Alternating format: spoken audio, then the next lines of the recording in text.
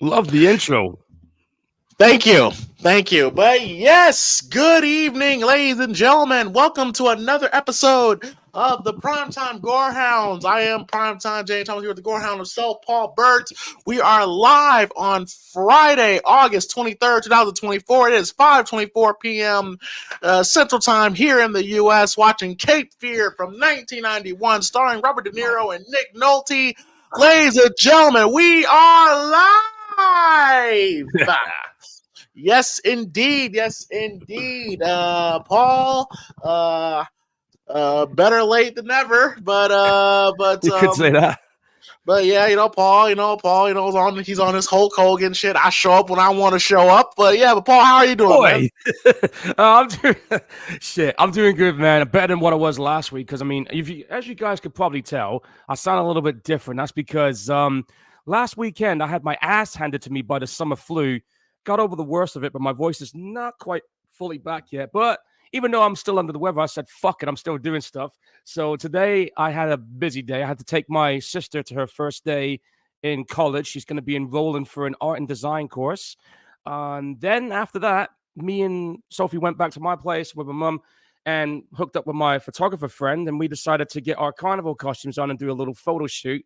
So we got photos of that. And then I just literally came back from a metal show to do some photos for. And my weekend's pretty much not done because I gotta get up early tomorrow morning for West End Carnival photo shoot. Then Sunday, it's another metal concert, but this time it's like 10 bands from 1 in the afternoon till 10 o'clock at night.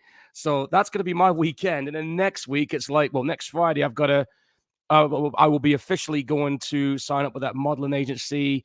And then on the 4th of September to the 10th, well, I'm off to Germany for the Ludwigsburg Carnival. So, hey, no rest for the wicked, right?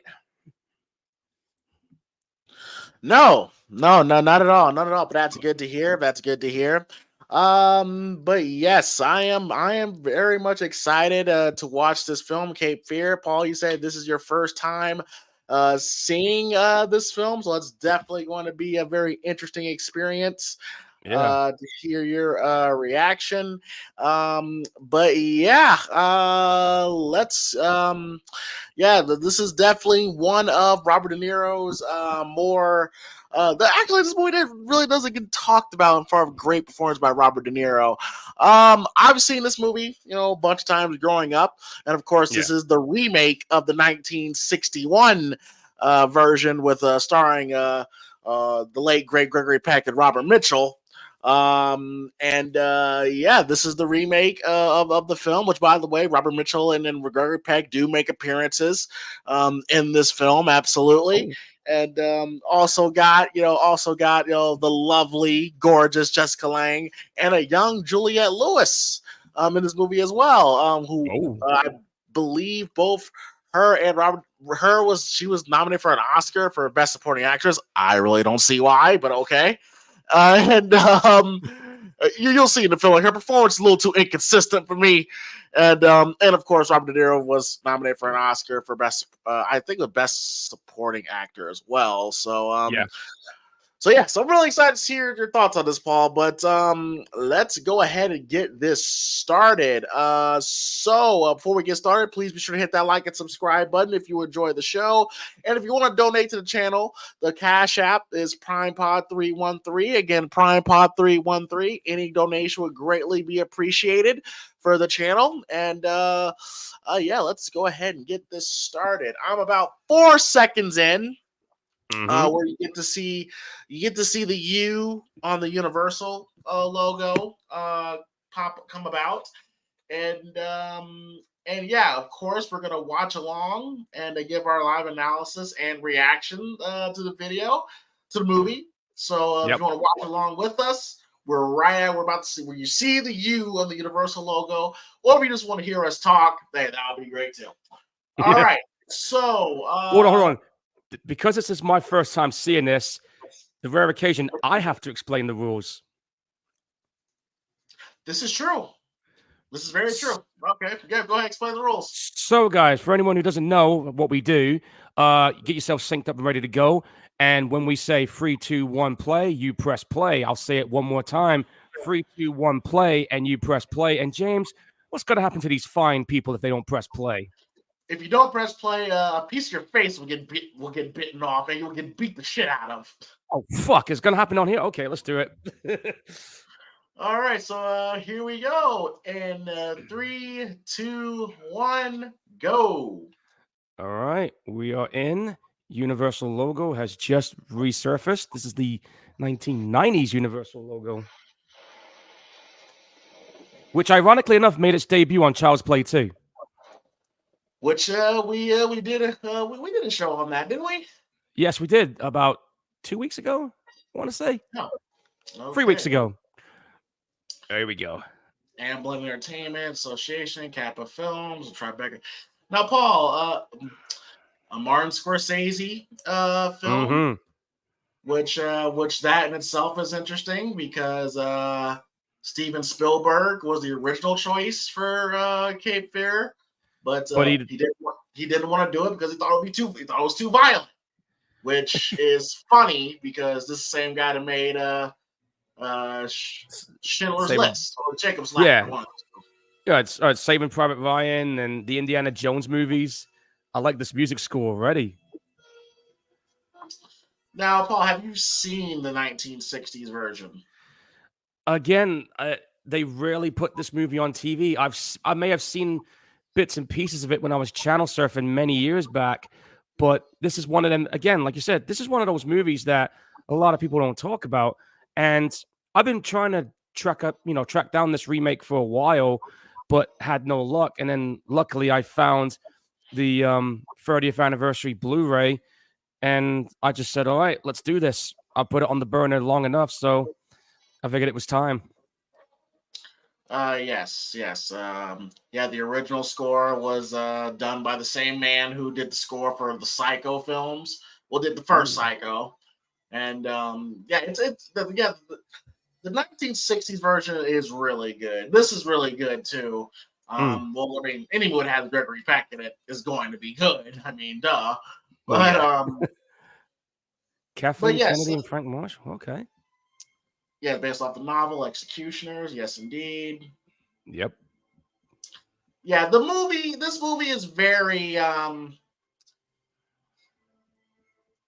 it can be very campy and very over the top, which you'll see in this movie. Some people kind of said Robert De Niro's performance is great, but there's some parts where he just chews up the scenery, which you'll see a lot in this movie.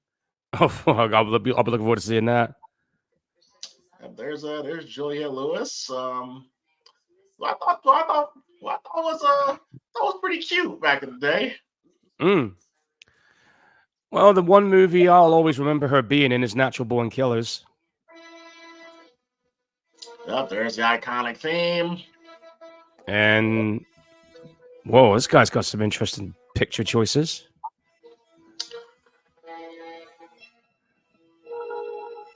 Yep, there's Robert De Niro, and I think he was 48 at the time of filming this. Yeah, about 40. I think it was 47, 48, because I think he was 50 when he did Heat back in 95. Yep, arguably the best shape of his life here. Jesus Christ.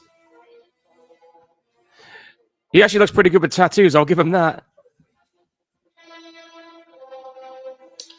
Now, of course, the story of Cape Fear is about Max Cady, who's just getting out of prison for serving 14 years for SA, for SA, and his lawyer at the time was Nick Nolte, who was his lawyer, but because of his morality and pretty much that Robert De Niro's character was what he was, he falsified evidence to make him go to jail 14 years, even though he was his lawyer. So basically, his lawyer fucked him, even though it was the right thing to do to make him do the whole full time. Yeah. Yes. So he feels like this. So this guy feels like he's been wronged, despite the fact he did do what he did. But he feels that's some bullshit. Which that in itself is a discussion. It's just like about the whole morality standpoint, and then you'll get to learn throughout the film here. The reason why there's so many books in there is because Mass Katie, oh Jessica Lange's fine ass, but but um, but Max Cady is a character who, before he went to jail, was very illiterate. Didn't know how to read whatsoever. And then we learn all throughout the film that while he was in prison, that's all he pretty much did was reading law books, all that stuff, understanding the law. And it comes into play throughout the whole movie here. That he pretty much uses the law, ironically, the law on his side while he's mentally tormenting this family. It's actually it's a really well done movie. So this guy's basically done his homework the whole time he's been inside, basically getting himself ready for the payback he feels that he needs to get done on this guy. Yeah, but there's Nick Nolte, who wasn't the original choice. Apparently, I think either it was Martin. No, I think it was when Spielberg was Problem Child. What a shitty. Who remembers that movie? Problem Child. Oh man, I remember seeing that first one years back. I think there was 3 movies in total. The movies are ass. But John Ritter, recipes to him. Yeah, John Ritter. Interesting lighter there. Yeah, but the movie doesn't waste time either. Like, he goes straight into trolling and tormenting the family. But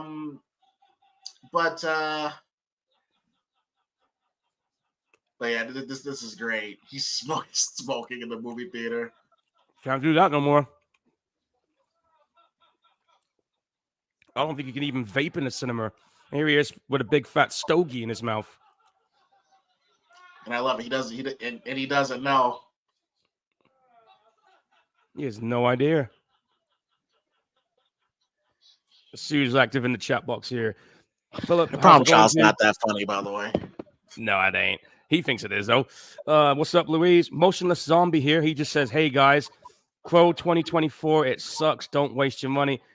Well, I hate to be the bearer of bad news, dude, but I've already booked my tickets for me and Lou to go see it. She wants to go see it and find out for herself, and I'm just like, you know what? I'm going to find out for myself. Have fun with that. I'll try. I mean, I could do worse. I could do Borderlands, which I'm not going to do. But yeah, Nick Nolte, who... Oh, yeah, that's all I was going to say. The original choice that... that with Spielberg was like, he originally wanted Harrison Ford to play the character, which I'm not gonna lie, seeing Harrison Ford and Robert De Niro go back and forth would be great, but that would have been interesting. But Harrison Ford wanted to play the Robert De Niro character, which it would not work. It wouldn't. I don't think it would have worked, but Harrison Ford, being stubborn as he was, still is, he would have done it no matter what. Well, I mean, Harrison Ford, like statistics back this up. Like, he is like the highest grossing movie actor of all time. Yeah, I think he's close to about. I'm not. That's not bullshit. Like, look it up. Like he literally is. I'm gonna have a look. Hang on.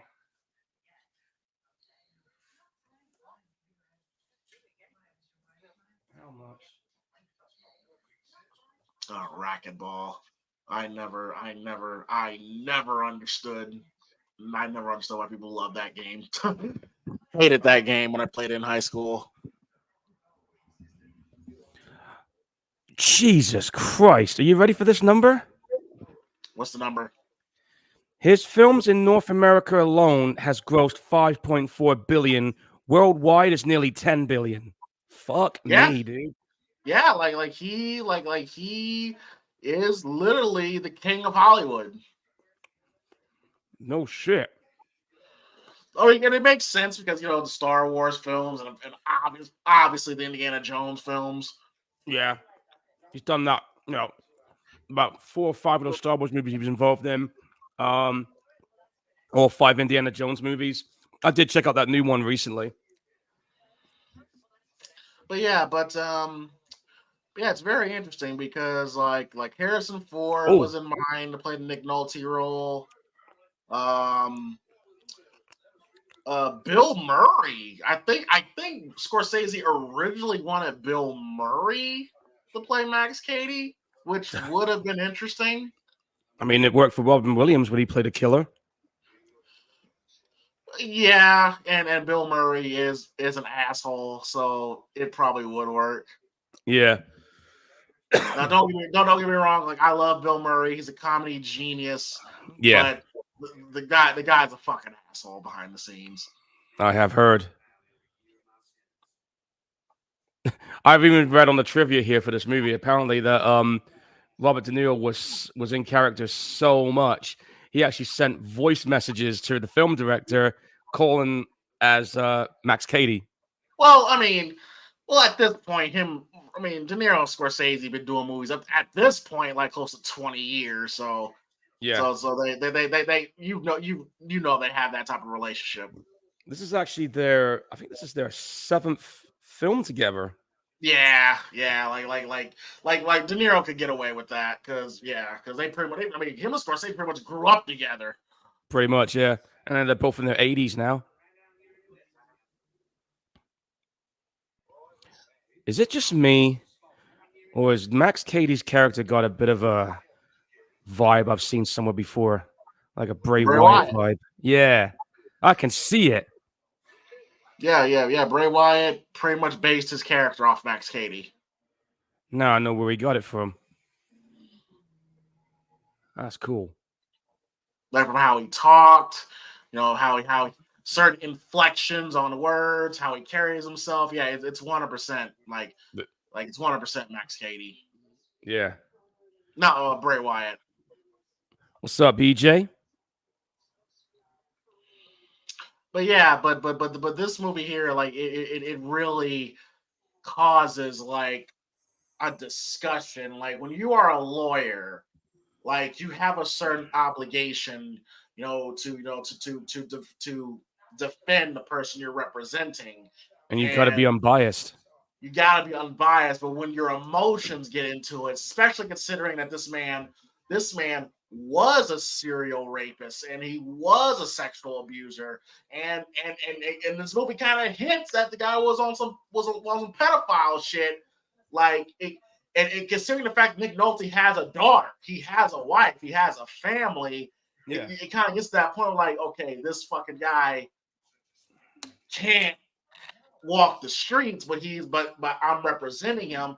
It's that fine line that you have to like. Do you fulfill your obligation as a lawyer? Or do you let your personal feelings get involved? Like either way has some very damning consequences, and Yeah. the whole thing in itself is a very good conversation. Yeah, I mean, like with what Max Cady did, there's no justification. There's nothing to defend. And you imagine being in that situation where you're this lawyer. I mean, would you keep your emotions aside and keep unbiased, or do you think, nah, fuck this? This guy needs to be sent down. This guy decided, nah, this guy's going to get sent down, and not realizing that many years later, those decisions are going to come back to bite him in the ass. But yes, but right from the jump, like Max Cady is he's tormenting this family right from the beginning. Because again, like it started with the movie theater, and he's playing mind games with them, and now he's confronting them in his car. Like I don't know, Paul, if you've read the book, no, The Art of War, but it's clearly what Max Cady, one of the books that he's read during Yeah, his time in prison, yeah, where where he's you basically systematically break down your enemy in war. Yeah, you break them down through emotions, mind games, and then when the time is right, you go in for the kill. Exactly, and then that's what this character does here. Yo, Jessica Lange was a beautiful woman, beautiful woman.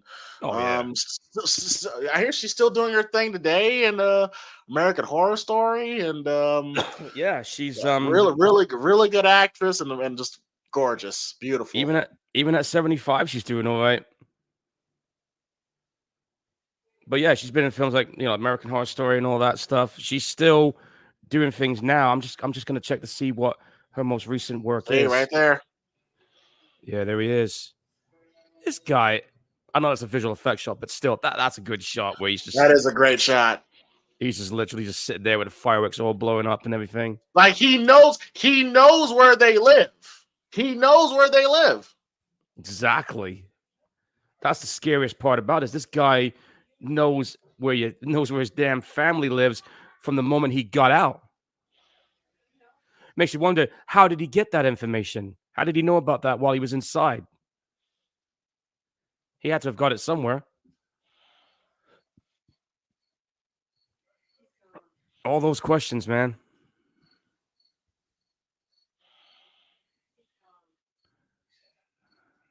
But but Nick Nolte, who I believe this is 1991, I think a year before this, did another 48 Hours with Eddie Yeah. Murphy, a movie Yeah. that people shit on, but I like another 48 Hours. I don't know, I I don't understand the hate for it. I like the sequel. I thought it was pretty good too. I mean, I'm, yeah, it's some of it's some they kind of straight up copy from the first film, but I thought it was good. it was solid. I'll give it that. It They was blew a up my solid car. sequel. They blew up my car. Yeah, and plus the villains in the sequel were pretty cool too. I thought they were badass. Oh yeah, Gaines' brother. Yeah, that biker crew. I'm just like, let's go. He should not survive that bus crash. Reggie Hammond's character. That was No, ridiculous. no See, that's fucking way. that is the beauty of being the biggest comedic actor in Hollywood. You can just live through all types of ridiculous shit. You just they just somehow seem to find a way to survive, despite the fact they got the odds stacked to get them. So then all of a sudden it's like, hey, I'm still here, and you're like, you should be dead, bro. How the hell are you surviving that?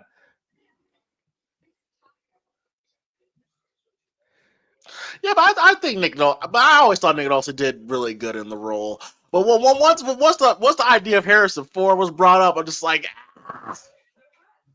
was there any way we could have convinced Harrison Ford? I'm not shitting on. I think Nick Nolte does a really good job in this role, but I just the idea of Harrison Ford and Robert De Niro just going back and forth. Harrison Ford being the family man. I just it fits like a glove. It would have been ideal to see if we were playing like a what if scenario. If we could live in like an alternative universe and see that play out, I'd definitely be in for it. Oh my god, those fucking IMD computers! I remember those bloody things. Yeah. I found out something interesting here as well. Listen to this. Robert De Niro paid a dentist $5,000 to deliberately make his teeth look like shit. And then after the film was done, he paid $20,000 to fix them all up again. That's some dedication right there. That is heavy. That is heavy dedication. Jeez. My teeth are fucked up already as it is. I would like to get them fixed, not fuck them up even more. Yeah, please, please, check on your teeth, people. Yeah, really. You want proof? Ask James. Yeah, those. What you mean by that? Well, those ones you had taken out, those wisdom teeth. I thought you said my teeth is fucked up. I'm like, bro. No, that time when you had those fucking. Yeah. I remember.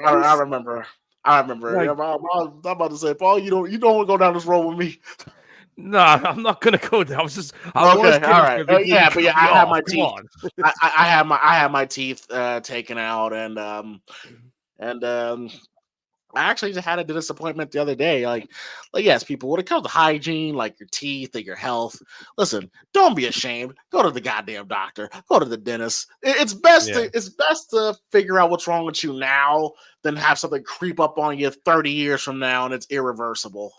Yeah, really, because I mean, there are moments right now where like I'm 40 now, and there is I got some nagging issues that's coming back to haunt me now, and I wish I checked them out sooner. So I'm trying to I guess you could say try and get myself in some kind of healthy condition, especially now with what I'm going to be doing soon. And all that. So Yeah, fix your teeth, man. yeah, really. I mean, mine are fucking. I mean, my teeth are. I still have all my teeth, but they're a little fucking crooked. But and one of my wisdom tooth at the back. Oh, I'll tell you anyway. It looks like a fucking crater with just an outer shell. Doesn't hurt though. So I haven't opted to take it out. All right, so EJ here says that Juliette Lewis went on to have her own band as well as an acting career. Heard some of the things here and there.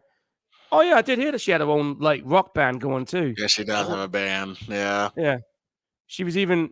I think she did guest vocals on one of the songs that this group called the Prodigy did called Spitfire. I remember that one. Yeah, she was really good. I mean, she was really good from Dusk Till Dawn.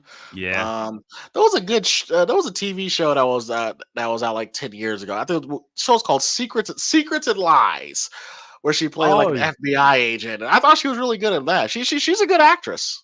she is really good. If you give her the right character and the role to play, she could put on a damn good performance of what she does. I still think this is just my personal perspective, but I still think her best performance for me was probably when she was in Natural Born Killers because the way she played that role, damn, dude. But you see, like they're like the subtlest, like him seeing the young girls, like they give you because they're great at that age, ain't they? Let's just like see, like tells you right Yeah. there. Oh my god, he's wearing the fucking shirt Bray has. Damn it. See, there you go. Fuck. I don't think I could wear a shirt like that, but hats off to him. I'm just trying to see what his. I noticed that one of his tattoos said "Times at Hand." I know he's got that like really cool one he has on the back with the scales.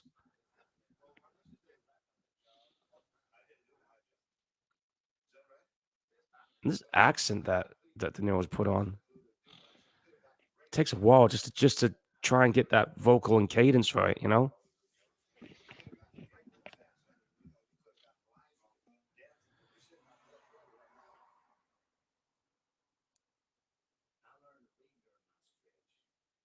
Oh, there you go.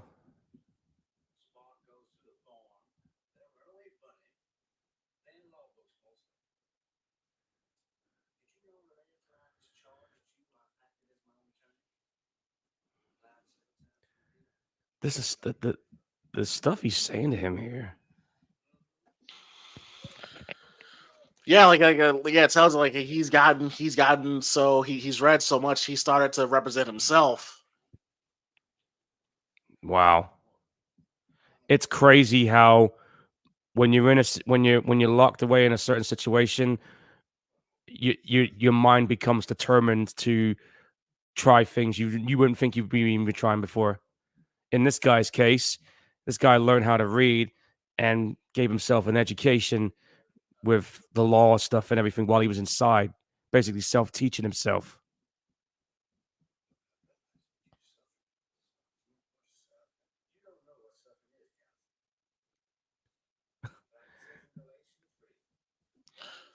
Damn. Yeah, he's pretty much implying that he was raped in prison. Shit like that does happen over there.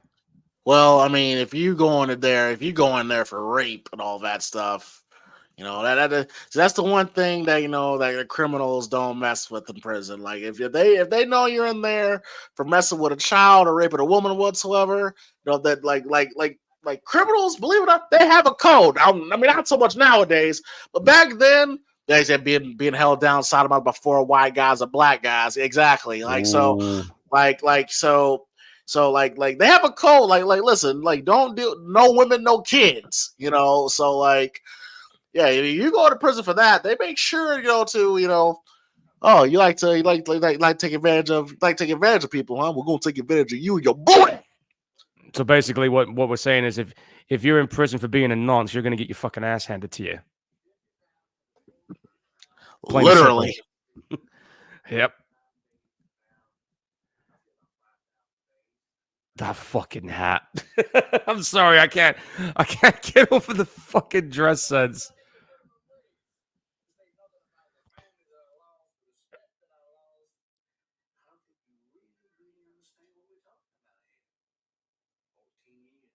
Oh, listen to this. I don't know if you knew this, but Drew Barrymore screen tested for this role that Juliette Lewis ended up getting. That I did not know.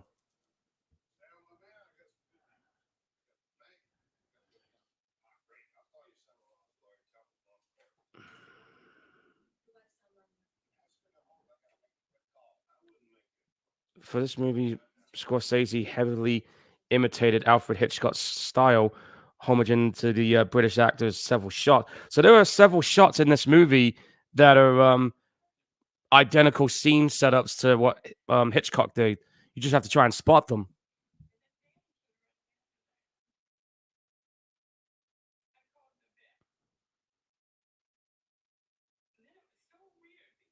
Oh yeah, EJ. Yeah, he definitely understood the assignment and with the role he was trying to put out there. Again, like I remember when He poisoned the dog. he poisoned the dog. Caddy, you fucking asshole. What'd you do that for? Oh, no, that's a stupid question, I know. But come on, man. You can't. What did the dog do to you? That's just to emotionally fuck him over, innit? That's what that's about.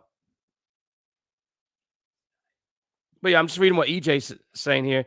He said Bray's first FCW promo, he even said, ain't no white trash and ain't. Yo, he has some lines from that. Yeah. That's the thing. Like, I remember when I first saw it was my story about how I first found out about Bray Wyatt. I remember when I was watching wrestling briefly on and off at the time. And I remember when Sky Sports had the NXT program, and I saw Bray Wyatt's character with these other guys that was there, like Luke Harper and Eric Rowan. And I remember at first thinking, dude, I don't know who these guys are, but I'm very interested in what they were doing. So I kept watching it, and then got more and more, I guess you could say, invested into what the character story was about, not knowing at the time that it was inspired by this guy. Now that I know that now, I'm just like, you got that further, like, I guess you could say, Oh, by the further way, appreciation for the character. that's Robert Mitchum, the original Max Cady, right there. Yeah. I see him.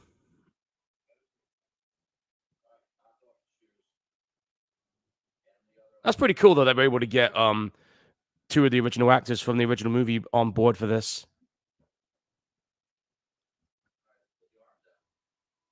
Vengeance is mine. NT, time is at hand.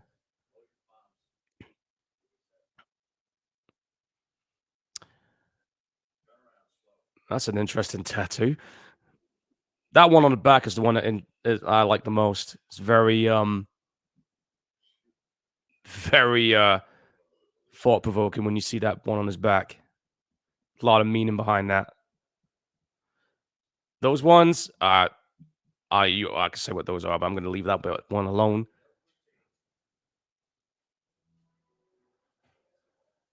And again, like you were saying, James, like De Niro is in like physically the best fucking shape he's ever been in.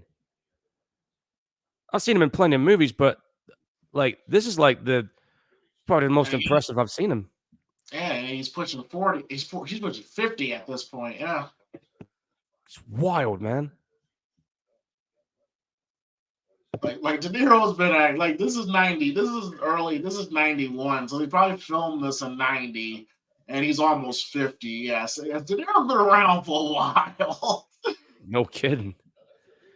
I mean, this guy's been in like the list of movies he's involved in. It reads like a who's who. He's been around. He's been around since what, like the early 70s. Yeah, let me see what his first movie was. All right, he's 81 right now, by the way. Yeah, I think it was like Mean Streets. I think it was like the first. I think that was the first movie that Scorsese ever directed. Yeah. Okay. What was the first? What was the first ever movie you saw De Niro in?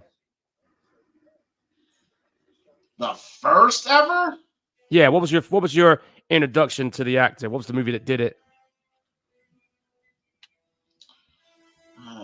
If I had to say, I would have to say maybe Meet the Parents. No, kid friendly Robert De Niro. Well, for me, the first one, the first movie I saw him in was this may come as a shock for me because I was a kid back then, and that was The Deer Hunter. Another great movie. Yeah. And then of course he was in films like Raging Bull, Once Upon a Time in America. Um One of my other favorite films he was involved in, even though I know critics shitted on it, is that one where it was him and Wesley Snipes, where he's that crazy baseball fan. That was a good film.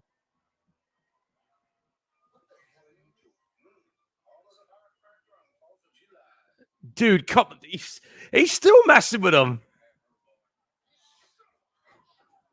Oh, you shouldn't have done that, dude. You're playing right into his hands there. That's what he wants. Yep, that's exactly what he wants. Again, ironically, using the law to his benefit. Yeah. You got a criminal outsmarting a lawyer. That's a rarity right there. EJ saying about all the Meet the Focker movies. Yeah. Yeah, I remember those.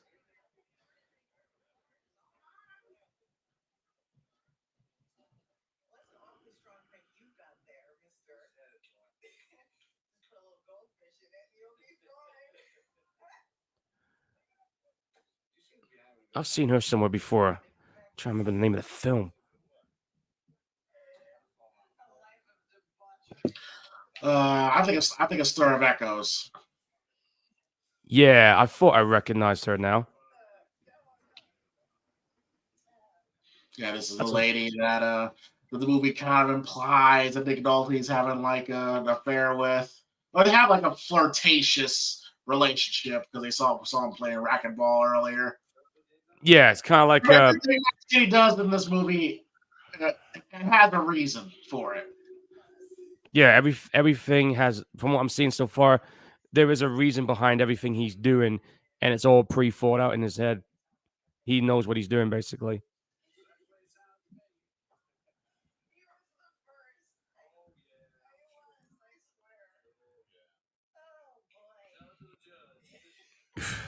If only she knew.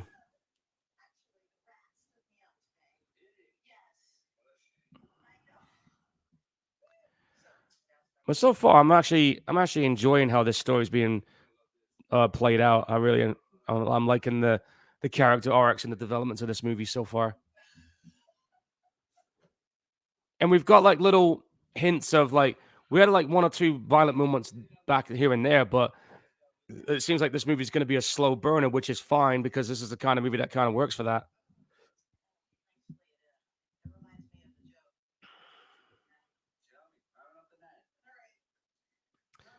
And yes, folks, this is literally my first time watching this. I mean, like I've seen it's one of them films where how do I explain this? This is one of those films where I've heard a lot about but seen little of until today.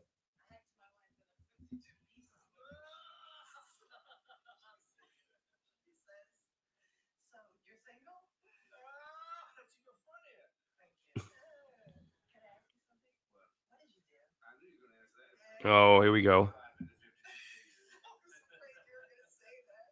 Ch- Yeah, this is actually pretty disturbing. I know, right? The way he's just having a casual conversation with this lady, and she has no idea who he is.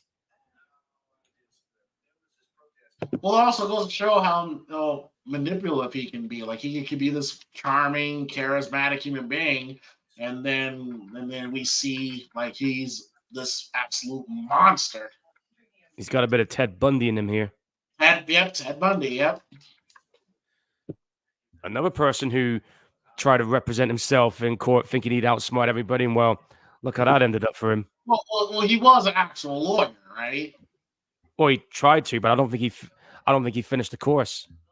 Oh, okay. I mean, he tried to. He thought he was smarter than everybody else, and he thought he could outsmart the law, only to find out that nope, you did what you did, you're done.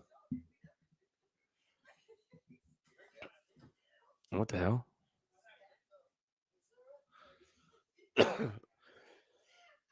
Handcuffs. Oh, we're getting kinky with it, huh? Okay. You ain't handcuffing me. You don't even fucking go there with me. Yep,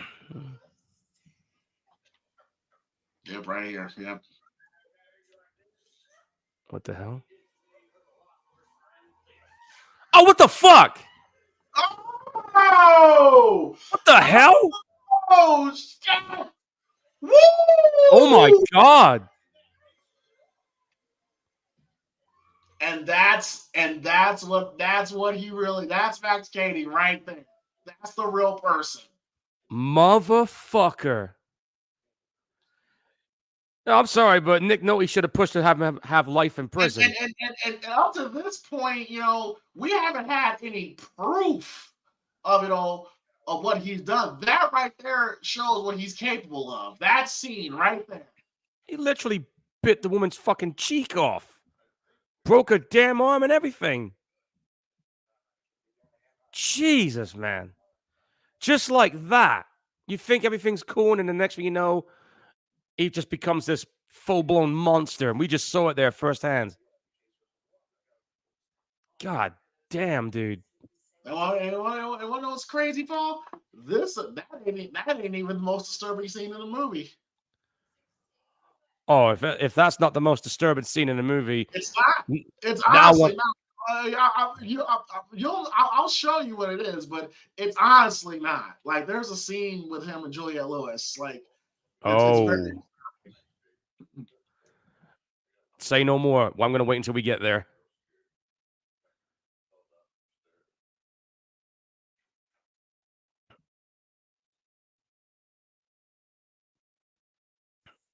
Oh my shit. Dude.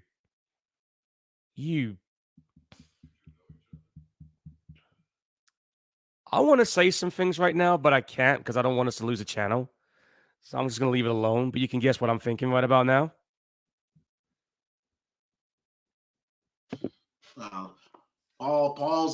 He's emotionally invested now.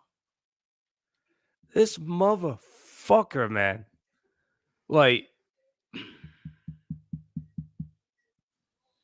going to keep it to myself. But you know where I'm going with this.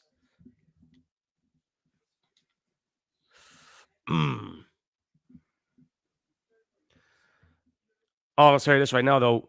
No amount of reconstructive surgery or psychotherapy is going to help her get over what she went through. That's gonna be haunting her for the rest of her damn days.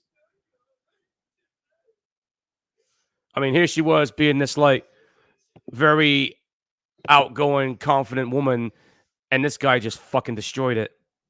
Well, you know what? That's what happens when you get into bed with people you just met. No, don't be a slut. Your pussy. Hey, bring the camera, son. Bring the camera. All the young girls who want to make life with pussy, your pussy will perish with you in hell. May your pussy perish with you. May your smooth pussy, creamy pussy, and tight pussy perish with you. I was wondering when I was going to see that crazy bastard on here again. I was wondering. I'm going to hell. I'm an asshole. I'm sorry. Oh, we got first class tickets there now. Great. Oh gosh, man. Woo! Fuck. But yeah, but yeah, that was fucked what she went through though. Yeah. And again, the makeup effects look pretty simple, but it's so effective how they put it here. Yeah, I agree. Yeah. So we're watching Cape Fear from 1991. Hope you guys are enjoying the show. Please be sure to hit that like and subscribe button if you're enjoying the show, and don't forget to donate to the Cash App. PrimePod 313. Again, that is PrimePod 313 on our Cash App, where any donation would greatly be appreciated. Hopefully, you guys are enjoying the show, and Paul, hopefully, you're enjoying the movie. First time watching Cape Fear. I'm enjoying this. I'm into this, man. I'm in. I really like how everything is just building up, and we're seeing more and more as the story progresses, and that's something I appreciate with this movie.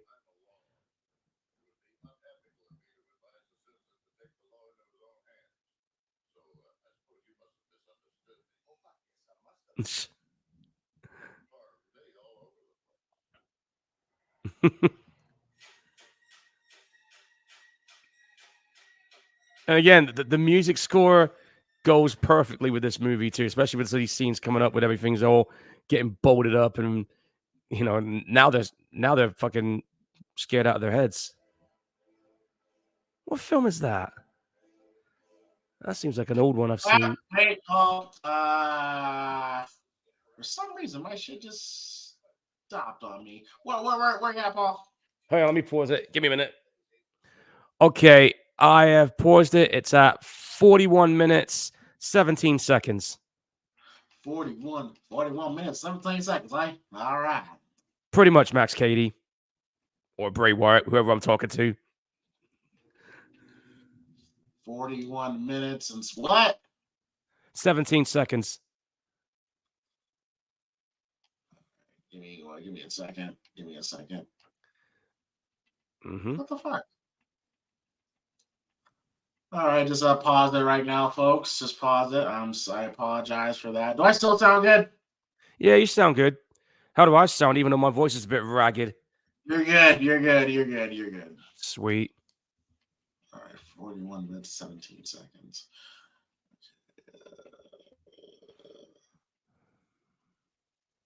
Come on. So goddamn slow. Mm-hmm. Technology, don't you just love it? Not.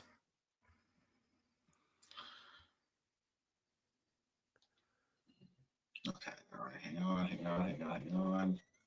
I'm at 38:17. You would think after all these years we would have technology that doesn't do this shit to us, but no, they never do that.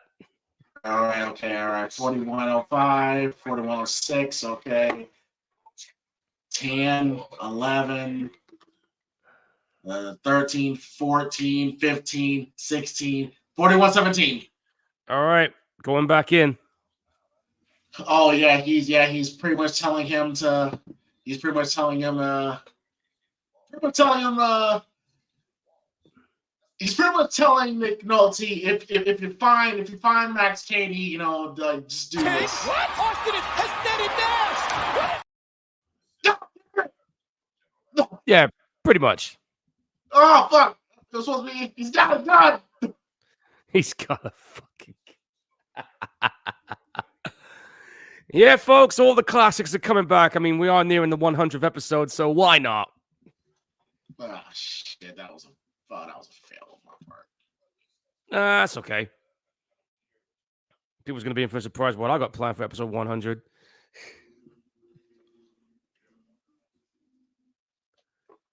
It's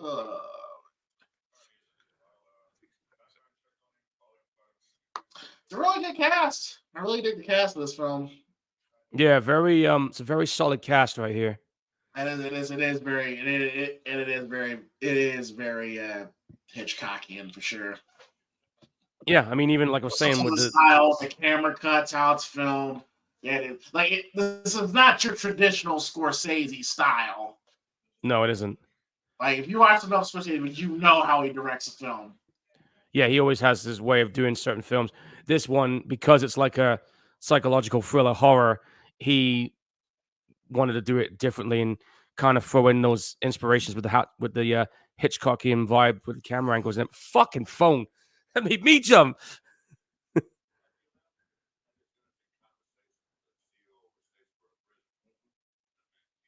Oh.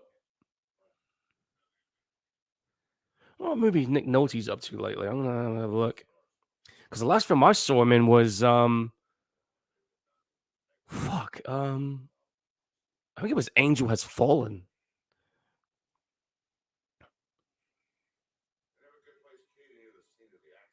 Hang on.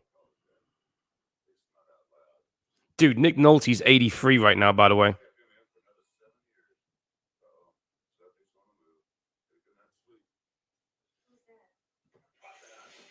Yeah, he's got 2 more movies that's currently being filmed, but there's no release date yet. He did a film in 2020 called Last Word, and then 2 films in 2022 called Blackout and Rittenhouse Square. Yeah, last time I checked, he health wise, he wasn't really doing too good. No, I mean, like, he's I think he has some legal troubles and substance abuse. He's been known to have a bad boy reputation at the time. He's been caught for drunk driving a few times, under the influence. And he undergo. So basically, he has had a bit of a huge drinking problem.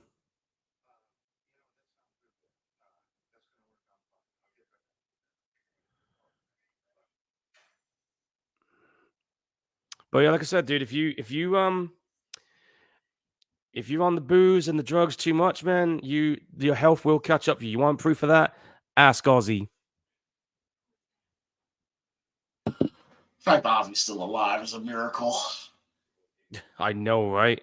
74 and still wants to go on tour. He still wants to have that one final tour, but his health is like it's not having it. You know what I mean?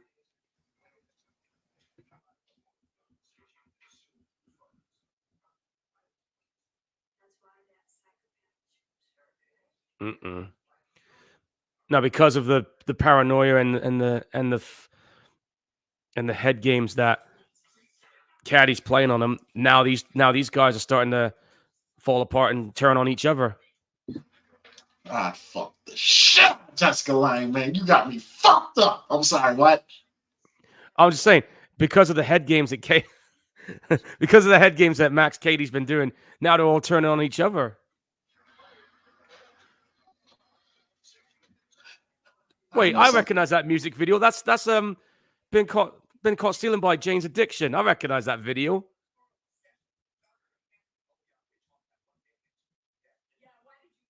That song used to be on MTV for fucking ages, dude.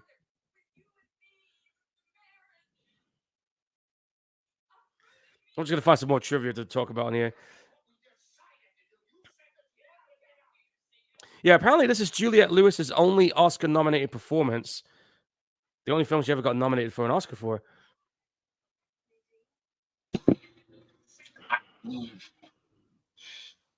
Again, no disrespect. I just think there were better performances that she should have gotten, that she could have gotten it for, but okay.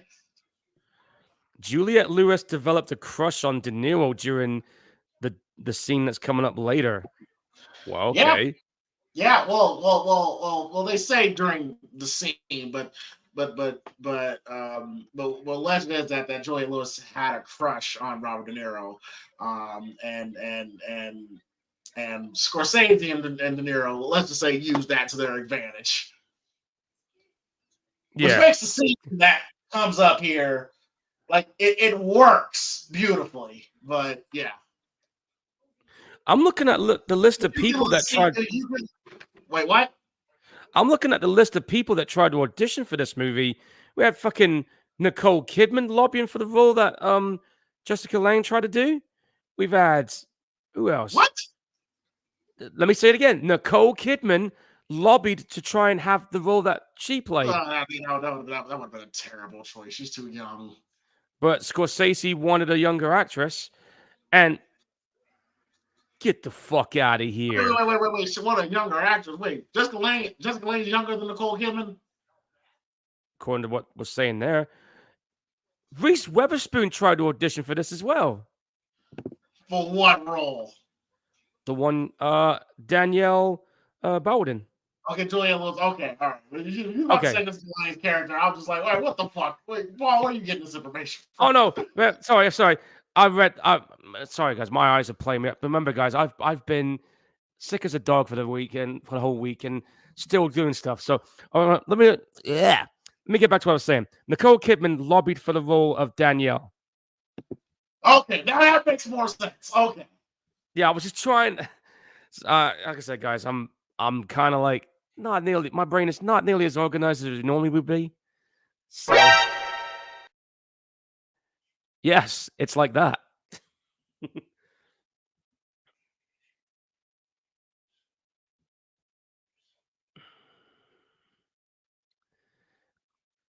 But yeah, the opening scene. We were talking about the nods to Alfred Hitchcock. That opening scene was very similar to Vertigo. I thought it looked familiar when I was looking at it. But Paul, what do you do in that situation? If you are a lawyer, what do you do in that situation? If somebody did what Katie did,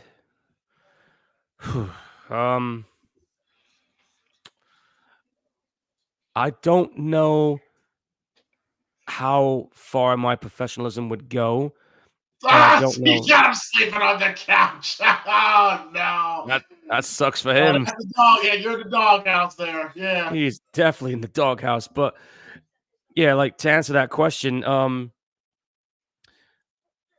I don't know how far my professionalism would be able to go, and I don't know how far the personal side of it would go, because I mean, in normal situations, it'd be like, okay, fine, but because of the crime that he did, and it could have been a lot worse too, if it was even worse than what he did. Well, let me put it this way: there's no way he's going to be getting a light sentence, even if I was defending him. Fuck that. I would be kind of like, I guess you could say, half defending, but at the same time, making sure that he gets the book thrown at him at the same time. I've always liked this back and forth between these two. That's the way he says it.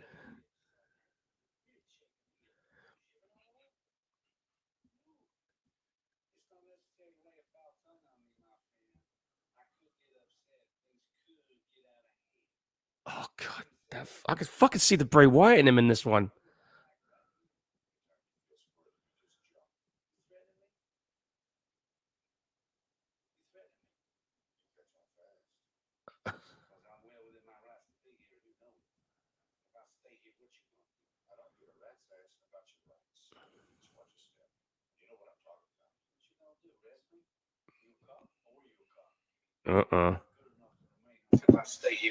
It's a great scene.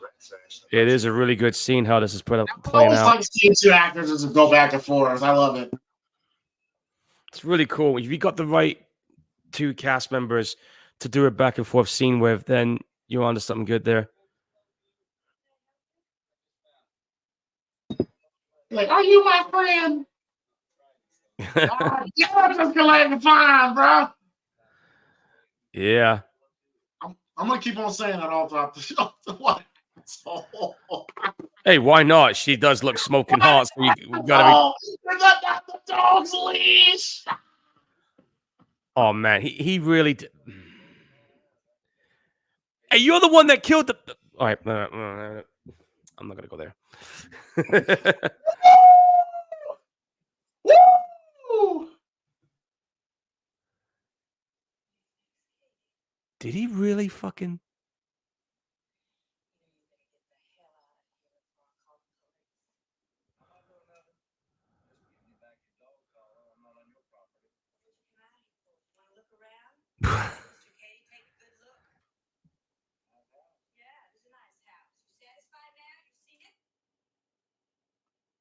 She's poking the dog with a stick there.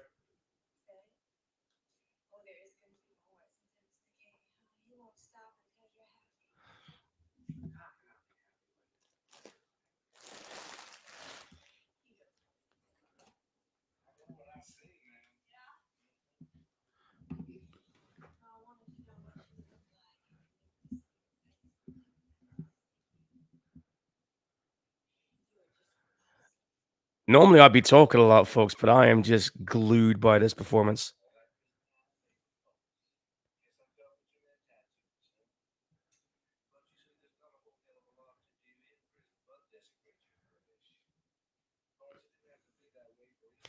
Yeah, a lot of prison tattoos over there. That's a common practice that happens inside.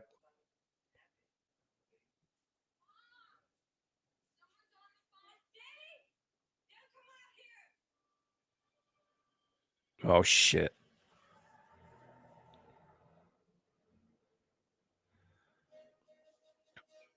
Well, he's got his next target.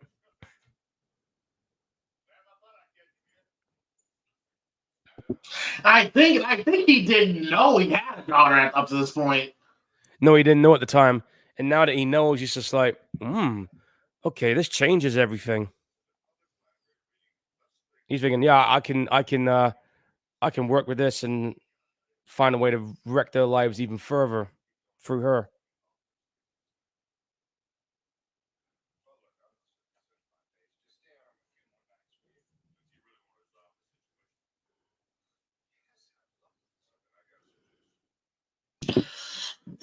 Jerry.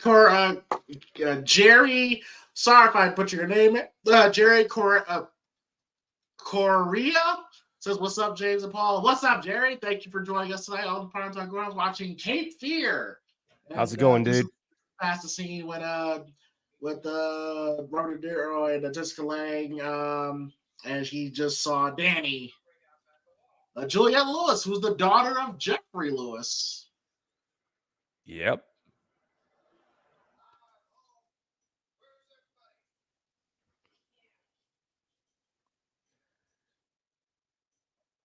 Oh, went a bit too far back then. I feel some fried chicken. Sound good. I've already had 2 bacon baps while we were doing this podcast, so I'm pretty much full up right now. Yeah, 2 of them. For us uneducated Americans. Well, if you don't know what a bacon bap is, it's like a burger bun, and inside it, instead of a burger, you've got a whole heap of bacon in it. So it's basically bacon in between hamburger buns. Yeah. And you can add whatever you want in between it, like onions or sauce, whatever you want. I just have like plain old with onions in it, and it tastes really good. Now, how old was Juliet? I feel uncomfortable. Like she was. I think she was like legit 15, 16 here when the time of filming this. Well, right now she is 51. Okay. So count back 33 years.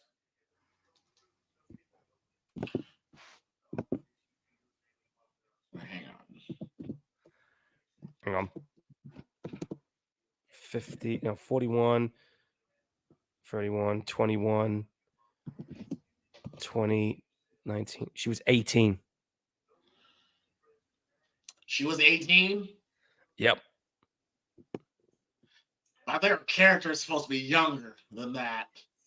Well, I just kind of did the math because she's 51. Go back 33 years. I counted 18. Well, she was born in 1973, so. Yep. Yeah, she was. She was 18, 17 at the time of filming. Yeah. Yeah, but I think her character is supposed to be at least like 15. Yeah, somewhere along that area. And Jerry here says he's having fried chicken for dinner. Nice. I can never go wrong with that.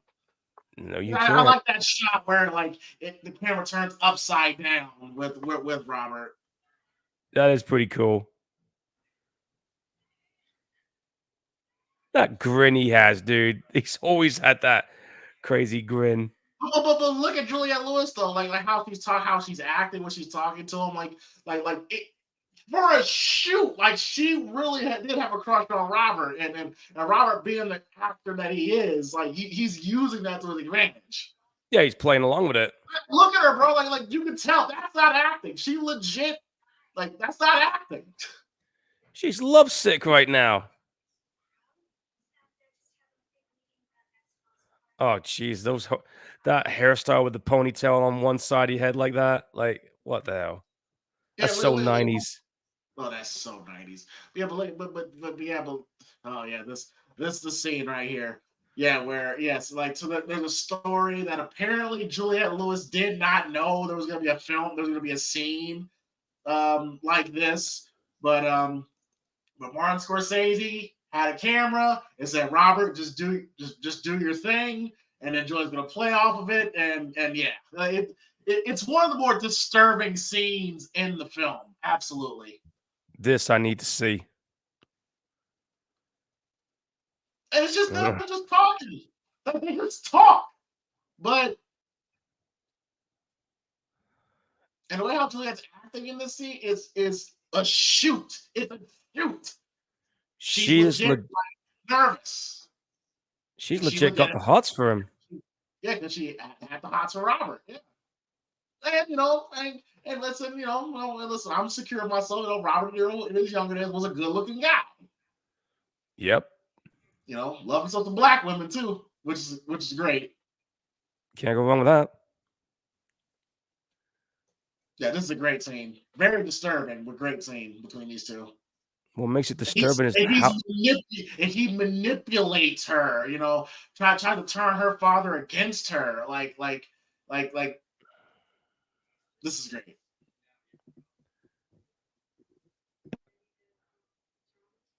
I'll just be quiet. I'll let Paul react.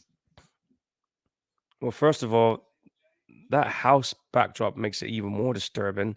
He's posing as a damn drama teacher.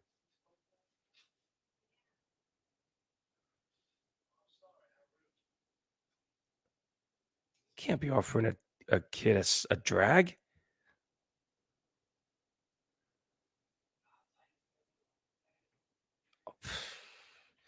I got a feeling something bad's gonna happen. After what I saw him do to that woman in that hotel room, I ain't dropping my guard on this dude.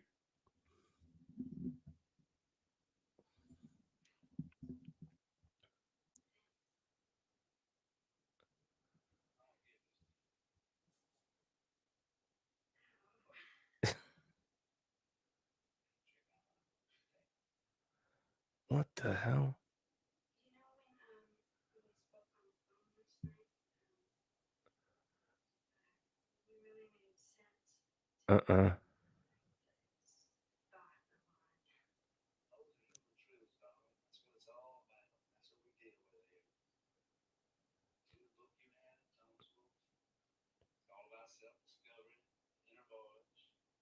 He really is playing the manipulation game with her. Straight up manipulation. And again, it's the two sides. Like what here, he's very charming, he's very charismatic, like that. That's how they draw you in, Yeah, that's usually how these type of people do that. They give you that like false sense of security, make you feel like you're worth something, and then all of a sudden you don't realize until it's too late.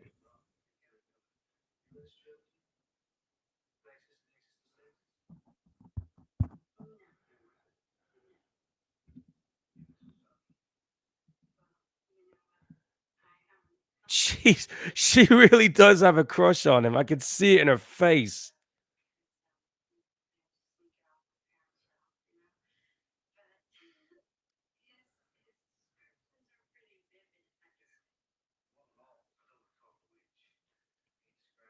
And the fact that she does, it makes this scene work.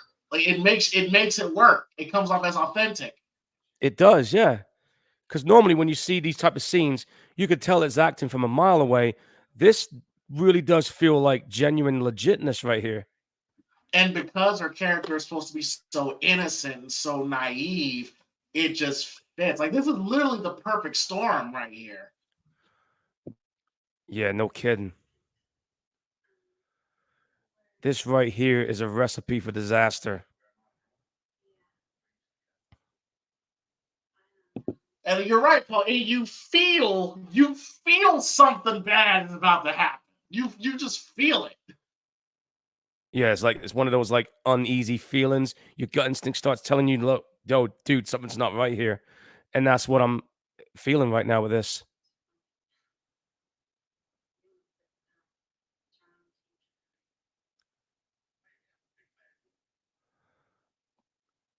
Wait, that's an accurate description right there.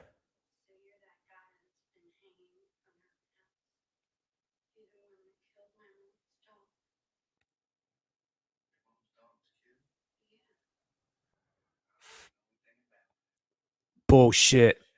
A big bad. He just refers as a big bad wolf. Like that's a very very ironic wording there.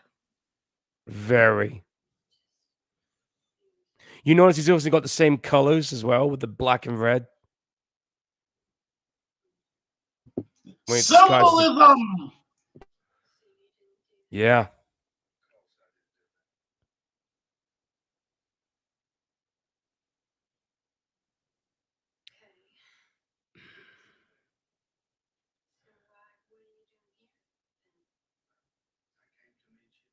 Oh, fucking hell.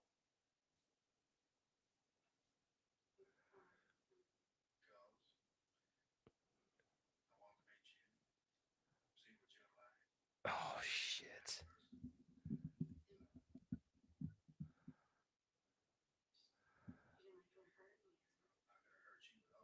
Kid, don't buy into the bullshit.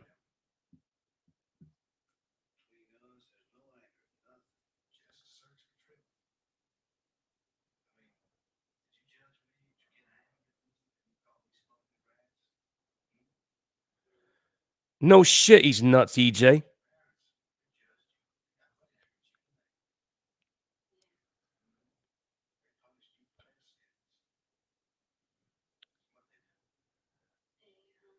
Dude, Mind fucking. He's mind fucking her. oh, he's mind fucking her beyond oblivion right now with this. My dad, they just yell a whole lot, and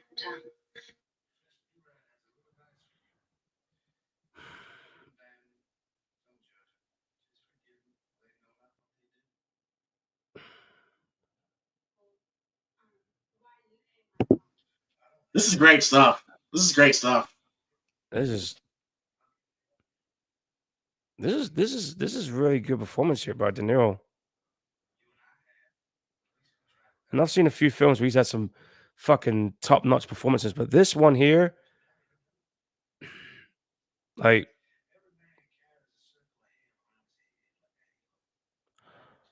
oh, that is so fucking Bray Wyatt right there. God damn it.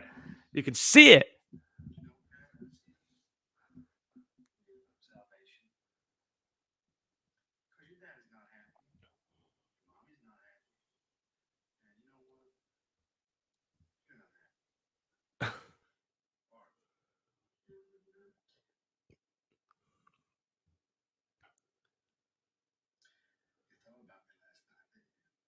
Oh my God. He didn't just say that.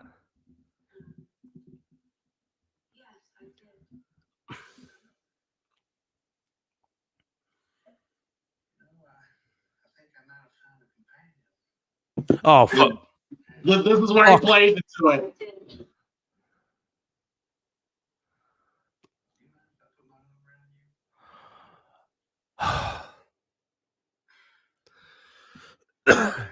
Now, what just happened? What just happened for the people that's not watching? He just asked her if he could, like, wrap his arm around her. Then dude, she just literally broke out right there with the blushing, man. Yeah.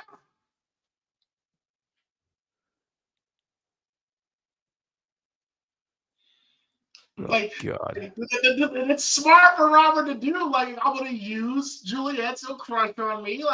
It's smart for him to do. Oh, he's playing her really good with this, man. And what's happening now? Well, she's sucking his thumb. Yeah.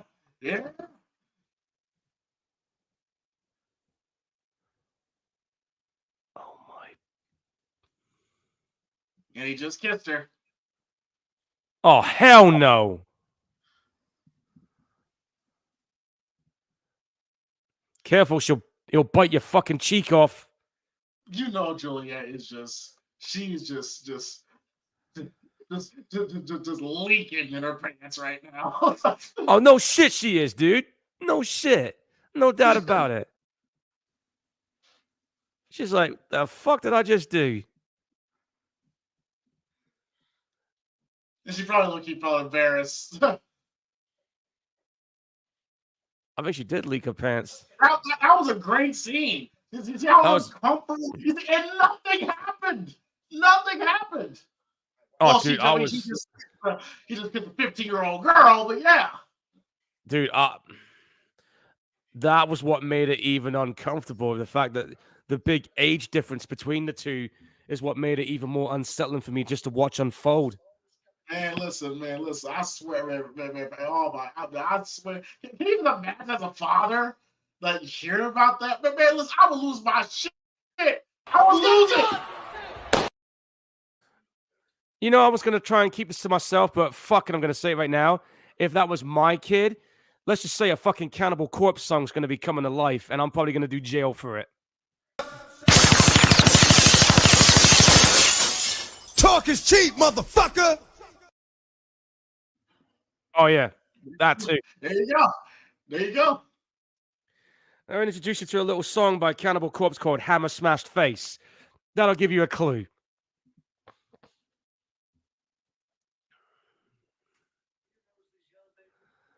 And this is when, now because of this, he's not only attacking Matt King, he's not only attacking Nick Nolte from a mental, he's also attacking from a morality standpoint.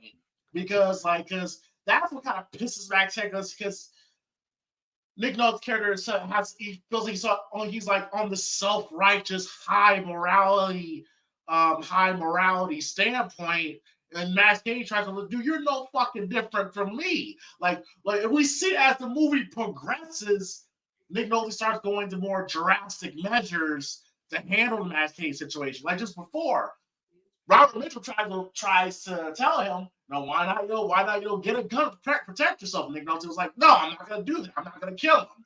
But as the movie progresses, he starts taking more drastic measures. So he's not attacking him. He's not only attacking him mentally, but spiritually, spiritually. Yeah, and after what just happened in that school, it's become personal. Now it's beyond personal at this point. Well, it's been personal. I know it's been personal from the start, but now we're on a whole different playing field. I mean, for God's sakes, knowing you kill my dog, it's it. Oh, you like I said, the moment you kill someone I care about, that's it. You're done.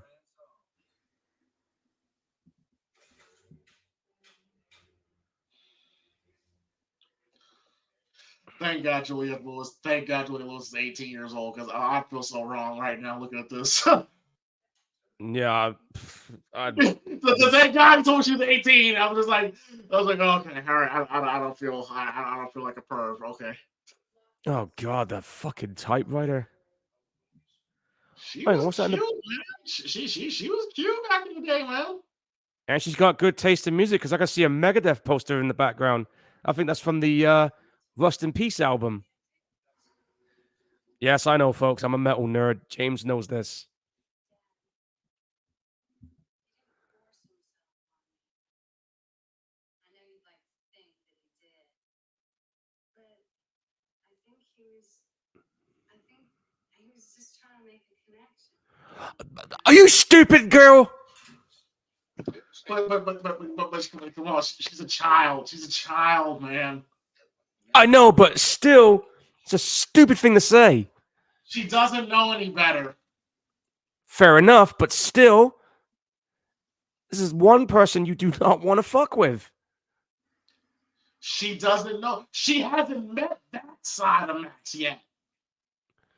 No, but she soon will. She's met the the charming, charismatic, romantic type. Yeah. Uh-oh. See, he's getting more and more like again. You see, like he's getting to his head. He's living rent-free in his head right now. He's getting into his head.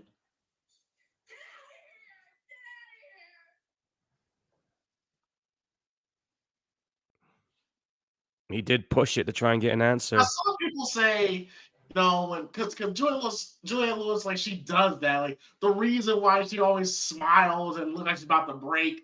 Some people say that she's doing that because she's nervous, and people do that when they're nervous. But to me, it's like, oh yeah, and this is and this is the scene when he pays some dudes to attack him. Does it work though? Because they're beating the brakes off him right now.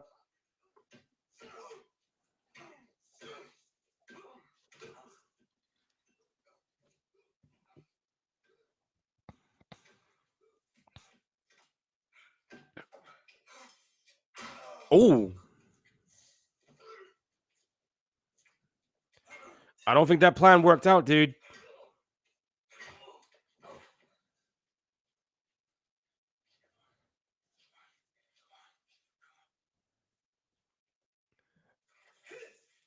Dude, you don't know who you're messing with right now.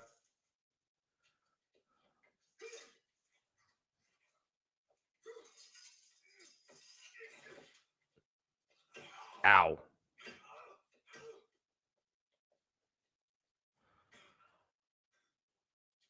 Well, so much for that plan. Oh, shit.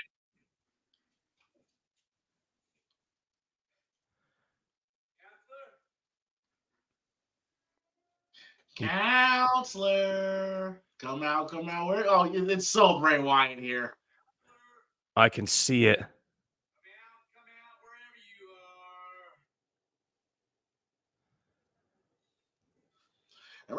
For someone who's like close to 50, he looks like mid-30s.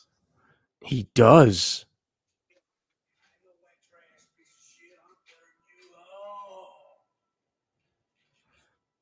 Yeah, that's what you see the Bray Wyatt influence. Yeah, that's what EJ was saying about earlier.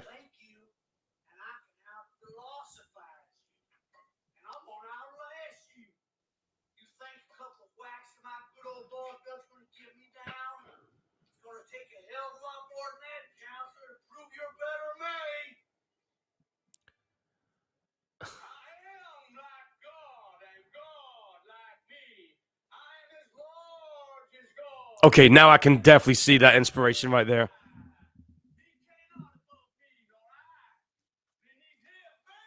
A stiff drink a minute. Hold on.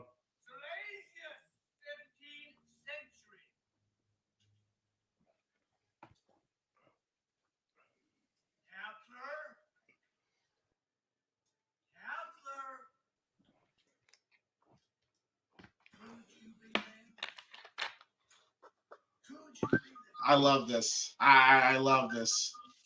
I love he just goes, fuck it.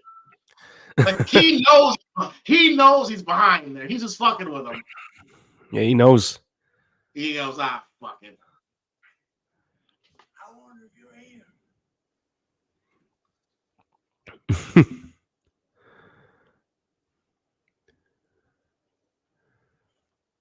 Yeah, fuck it. That's kind of how I react to things. I'm just like, fuck it. I'm done. The fact that Caddy is still standing despite the injuries he just got there. That tells you how determined he is if he's willing to fucking take that kind of Well, it punishment. also goes to show. It also goes to show, how far McNulty's willing to go. Like McNulty at the beginning of the movie would not have done that. Him trying to hire thugs. So, but he's getting more. Like he keeps getting more and more into his head. Yeah. Another movie that has a good example of a guy who can change when their family's at stake would be Death Sentence. You remember that one with Kevin Bacon, right?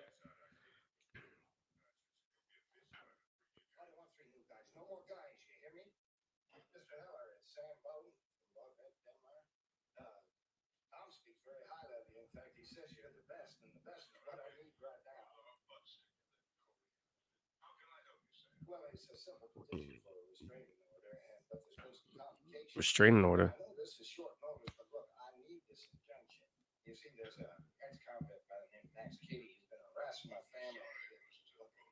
But yeah, he flips the table and he puts restraining order out on McNulty. Wow, he fucking went there?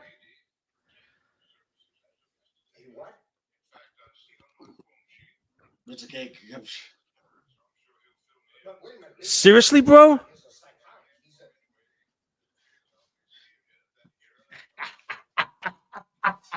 The fuck? Listen to that.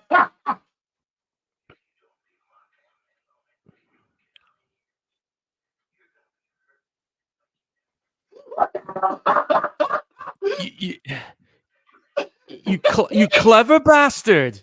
You clever bastard, you. Well played. And there's Gregory. And there's Gregory Peck. Yeah, that's him. The lawyer of Max Cady in the 61 film. I'm like, brilliant. That's brilliant what they did there. That's so cool.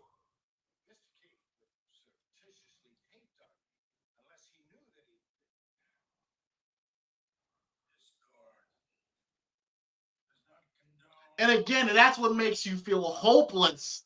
It's like every time you try to do something, it's like He's a few steps ahead. He's not but he's using the law, the very thing you think could protect you, he's using it against you. How do you deal with shit like that? It makes you feel hopeless. I'd have been pulling the gun on somebody right now if it was. Don't do that, Paul. Well, if I'm being fucked around like this and he's using what am I supposed to do? He's got a gun! All right.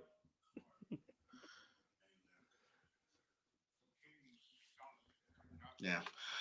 That's an all-time legend right there, Gregory Peck. Yeah, he was a legend for sure. Been in a handful of classic movies, that's for sure. To Kill a Mockingbird, one of them. That's one of them, yeah.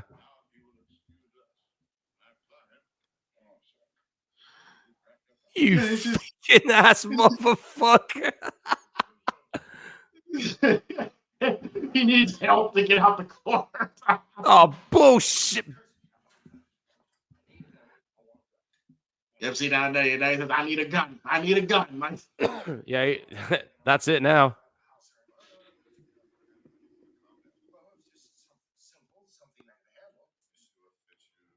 Yeah, but it was really cool that they got Robert Mitchell and Gregory Peck in this film. I thought that was really cool. That was absolutely a stroke of genius.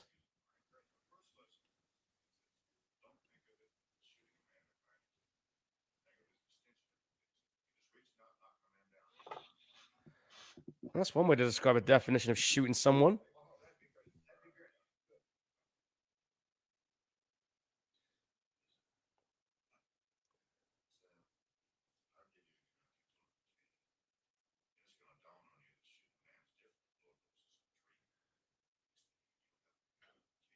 Yeah, like once you shoot a man, that's it. There's no going back. Taking a life, it'll change you. That's what they say.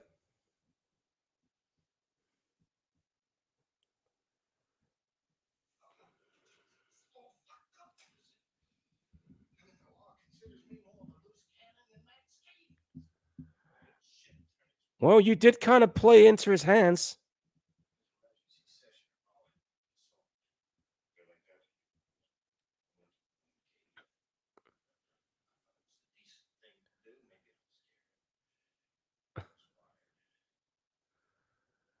Oh yeah, he was wired all right. He knows what he was doing, dude.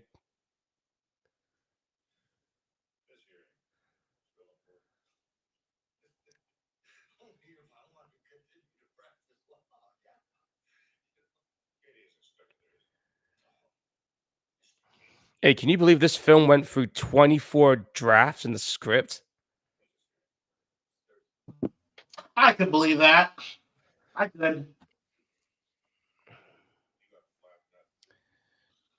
And check this out too. This was actually Ambulance Entertainment's first ever R-rated movie at the time. Because Amblin Entertainment was known for like the Indiana Jones movies and the E.T. films. They were known for doing like family-friendly films, and this was literally the first time they did an R-rated film. Fascinating. It's crazy how that happens, man. And then, of course, Amblin went on to do Schindler's List, and then they ended up doing stuff with, what was it, DreamWorks Pictures? They became that as well, and then films like Saving Private Ryan and all that, collaborating with that stuff.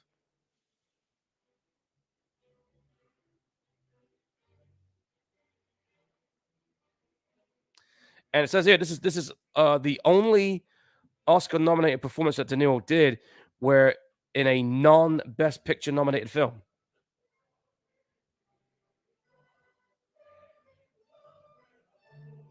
What the hell?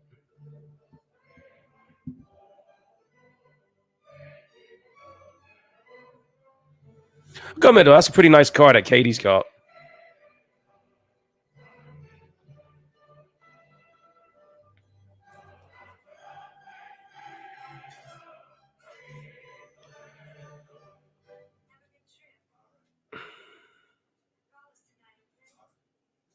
He's trying to. Well, he's taking the flight out of here, I guess.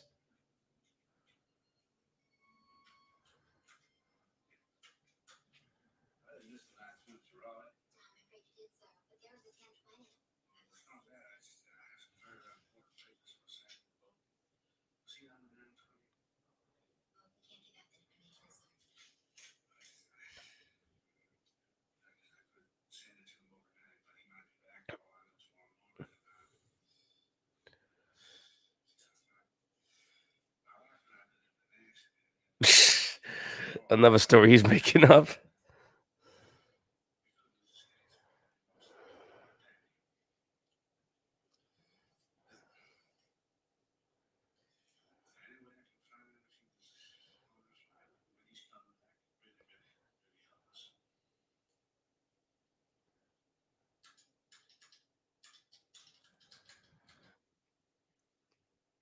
Yeah, he's a master manipulator.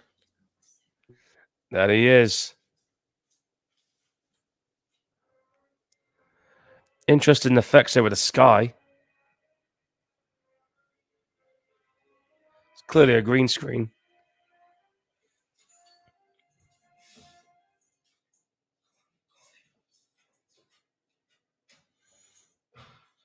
Oh, they're trying to pull a swerve on him.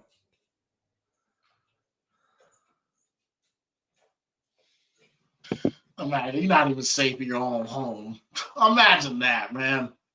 Oh, the paranoia would drive me. Imagine not being comfortable in your own house. Dude, the paranoia would drive me insane.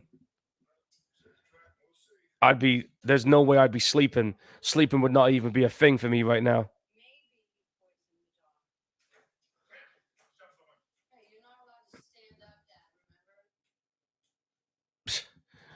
Wow, she's still doing that?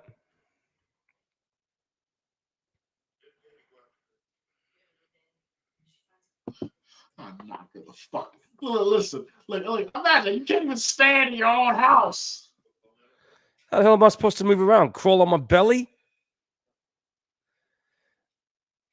I guess I guess using the bathrooms out there, so I guess I'm going to be Can't believe I'm going to be saying this. Guess I'm pissing and shitting on the floor.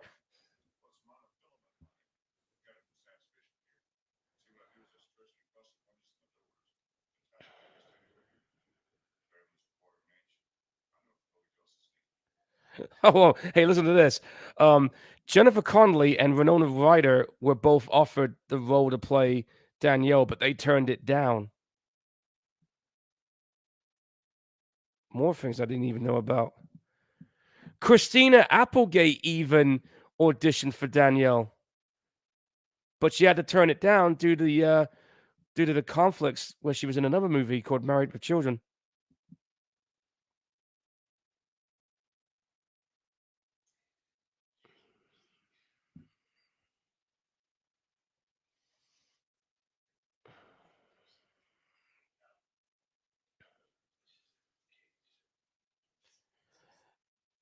And wait a minute. Tiffany Thiessen was offered the role of Danielle, but she turned it down due to her commitment for Saved by the Bell. So a lot of people tried to audition or got offered the role that Juliette Lewis ended up getting. The beauty of being the daughter of an acclaimed actor. Just saying. That is true. And there were 163 cuts to this Nepotism. movie. Yes, nepotism does exist in Hollywood, Paul. Just letting you know. I'm very aware of that. But then again, I didn't get a degree and got this far where I'm at the moment by taking it easy, where I had a scratch and claw for that. Still can't believe I ended up getting that.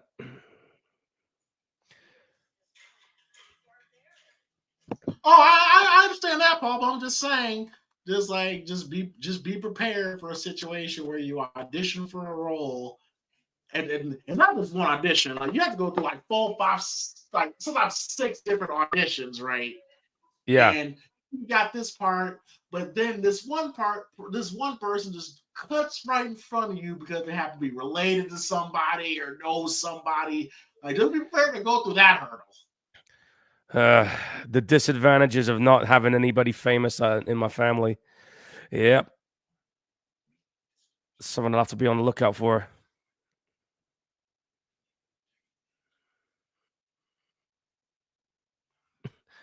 Hey, you want to hear who else was considered to play Max Cady?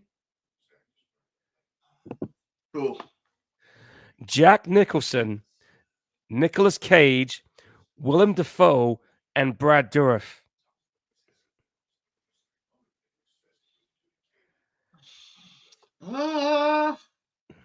Jack Nicholson would have been too much. I would have given it to Brad Dourif. Yeah, but this is 1991. Like I think he was probably busy with Child's Play at this point. Oh yeah, that's right. He was doing Child's Play 3 at the time. Yeah, so I think, I think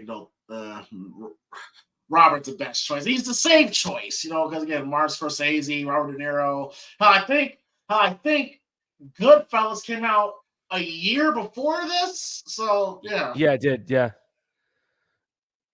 which is another classic movie I haven't seen for a long time, but I remember enjoying it when I first saw it.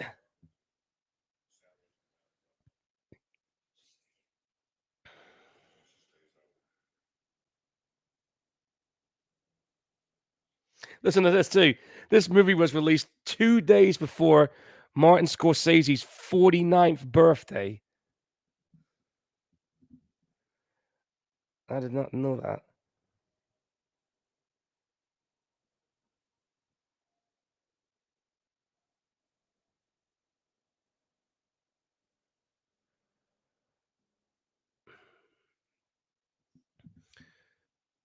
They can't even sleep, and I don't blame them.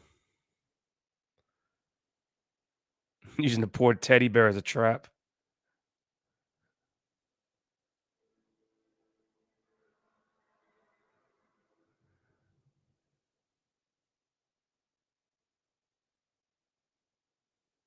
Uh, th-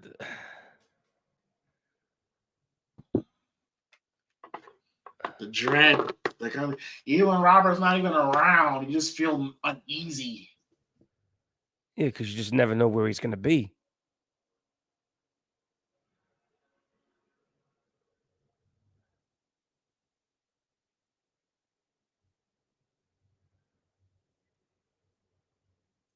Oh, he moved.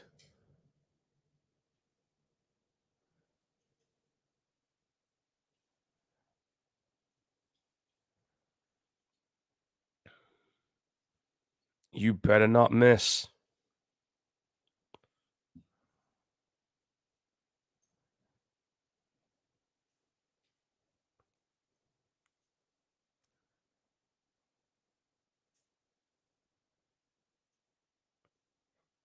Wait, did he? Fuck, he's already in.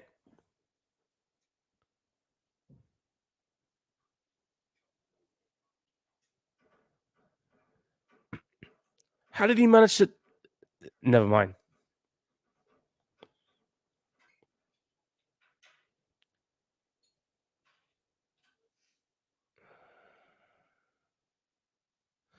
This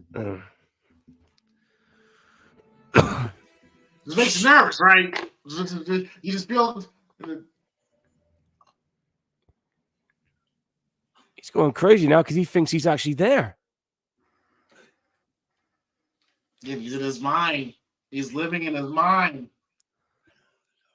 Like I said, he's living rent-free right now.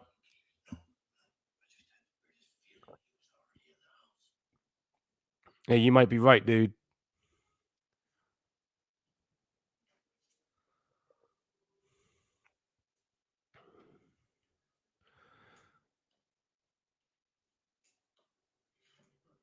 I'm just expecting it, right? Wait.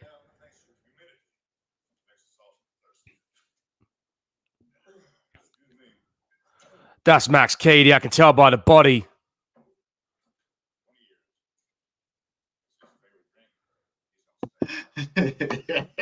Son of a bitch. I knew it. He's gone all fucking Mrs. Doubtfire on us here. Look at his face. Look at his face. He's shredding him. Yeah, he's shredding his neck and he just...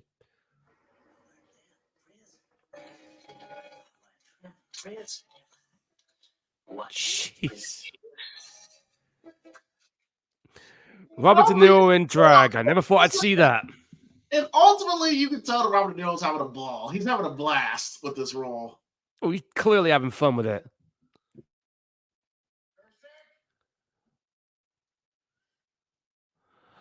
Yeah, he can't talk right now because he had his neck grinded open and had his brains blown on the kitchen wall, so he can't talk. He's got a gun! Bang, you're dead.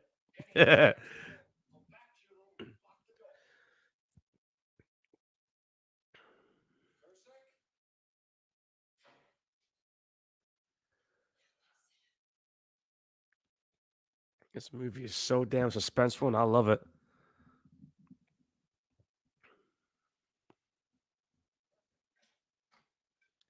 You see, again, that's what I like about this movie so far is that it's the whole building up of the suspense and the dread that we're getting right here. And then they hit you with the shocker light. He just ran across the... Jesus.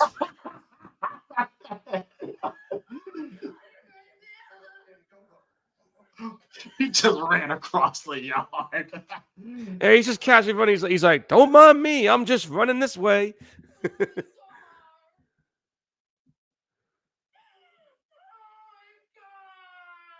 Now she can see what Katie's capable of. Yeah, she's doing a little too much for my taste, but yeah, you're right. Yeah, pretty much.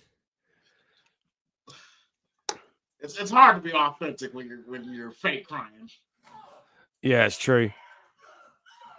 That's like one of the hardest things you can do is try to get yourself in that emotional head frame to try and cry like that. Yeah, he snapped. Yep, he snapped now. He has snapped. And I don't fucking blame him at this point. He's covered in blood. He's pissed off. He's snapped. He's had enough. He just wants to get on with his life. This is how, yeah, this is the art of war. This is the art of war. He's breaking them down mentally, physically, and emotionally. He's breaking down this whole family. Like he's winning this war. He's winning this. Definitely is, yeah.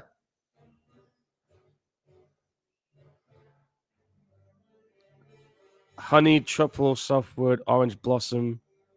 I was reading the signs. I bet he fucking left that there. Where will you spend eternity? He put that there. I'm sure of it. In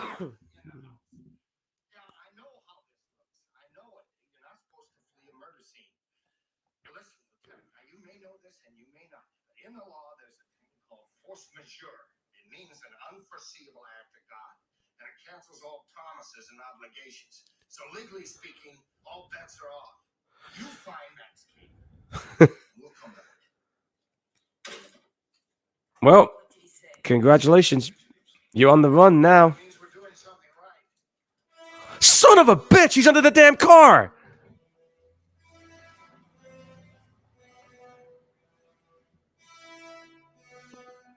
I just love how bombastic and grandiose music is. I know, It's right? so in your face, over the top, but I love it. Oh, look, there's the name of the film title right there. It's a great shot. I keep remembering that. It's so dramatic and grandiose. I love it. Yeah. Oh, I remember this bit on The Simpsons where he comes out, he's all battered up, and he keeps walking into those like pole things. I just get a laugh out of that.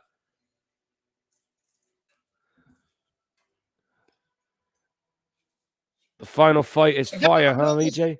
God only knows how long he's been under there. How long? Like he may have been under there for like an hour, 4 hours, bro. Like I think he's been under there for a whole day. Look at the way he looks.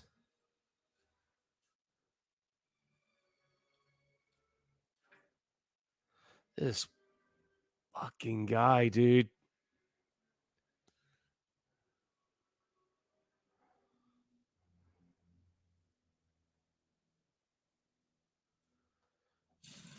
And now we're in the third act.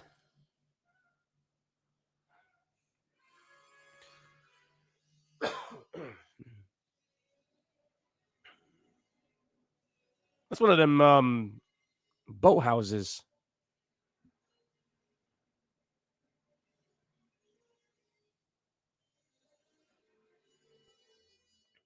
She's chain smoking like crazy. I don't blame her.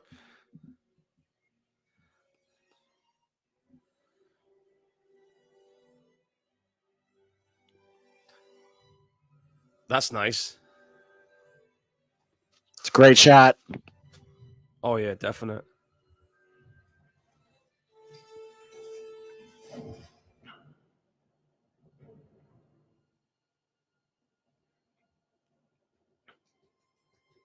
Yeah, this is the third act when Robert Downey Jr. Not Robert Downey Jr. but Martin Scorsese, just pretty much tells Robert, you know what, just go crazy.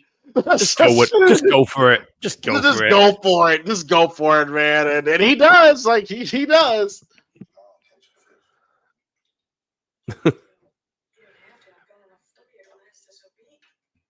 Oh, I so want to eat right now after seeing all that, but I can't. I'm good. So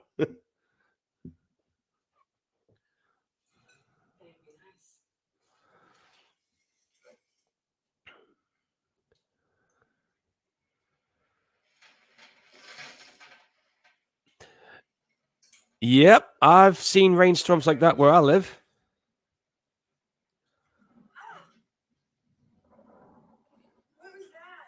It's just a squall. I'll go check in. Wait, Dad, go out. Yeah, we're on the river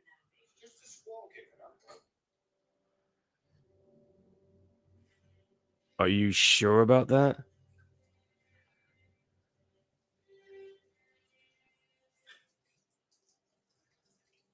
He's on the damn boat, isn't he?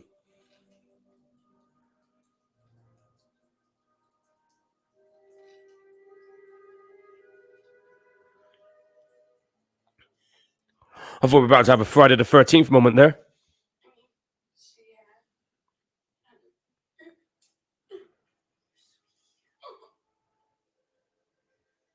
I'll get in touch with her right away. Sam, I'm making some tea.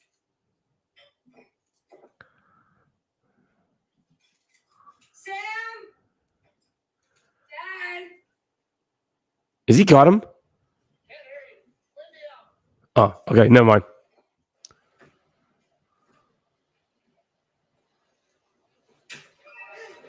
Are you kidding me?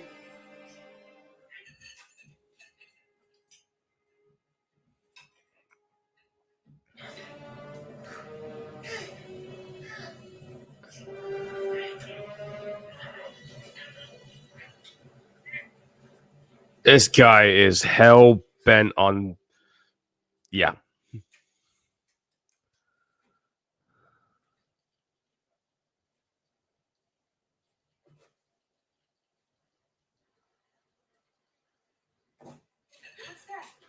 Well, yeah, you're on the move right now. Yeah, I'm telling you, man. Yeah, Robert just goes crazy here. I gotta see this. Where is he? Resting up. Had a long, difficult day. Danielle, I told you, you can't escape your demons just by leaving home. I didn't. My parents brought me here. Of course. Where's Texas? Back at the house. Shame. I had hoped we could read aloud from them together. Yep. Well, I memorized some for you. Did you? Yeah. Didn't you? This dude is an absolute whack job. Well, I'm impressed. Which part? The part. How do you feel about Julia Lewis acting? I'm not a fan personally, but how do you feel? 50-50. What parts were that?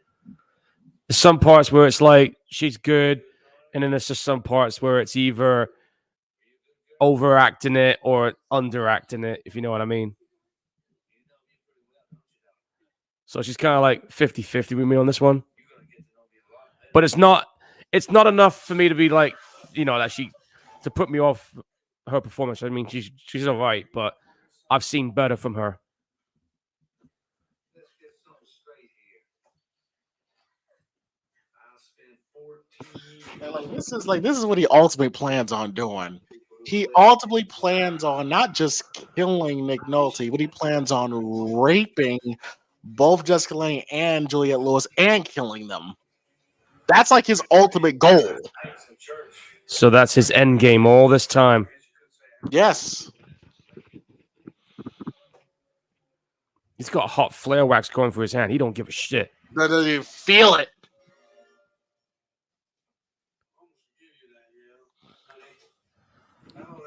That's hate. That is hate.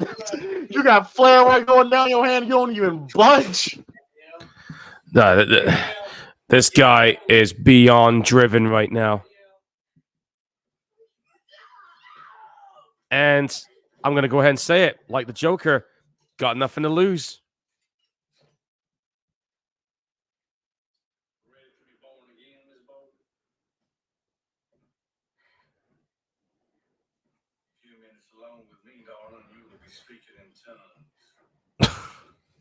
This fucking guy.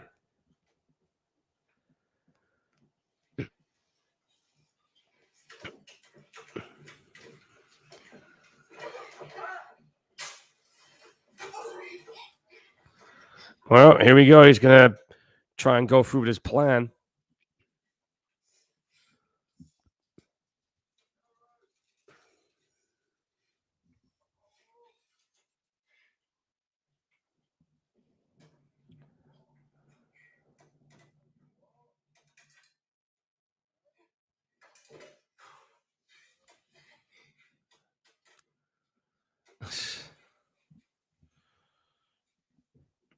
And he's just seen all that.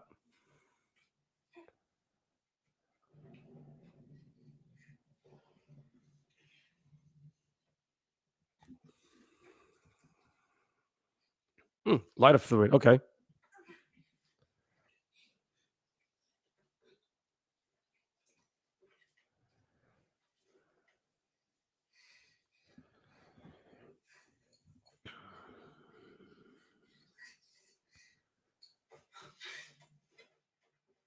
Excuse me, Mr. Speaker. Please don't take umbrage. But in the plan that I have formulated, there's much more to it than just you and I just make. I know we're not talking much here, folks, but I'm just soaking this up right now. Here and now, we have an opportunity. What is that opportunity? Right here and now, we have an opportunity to. Just literally just tracks the dude in by his face, man. Like,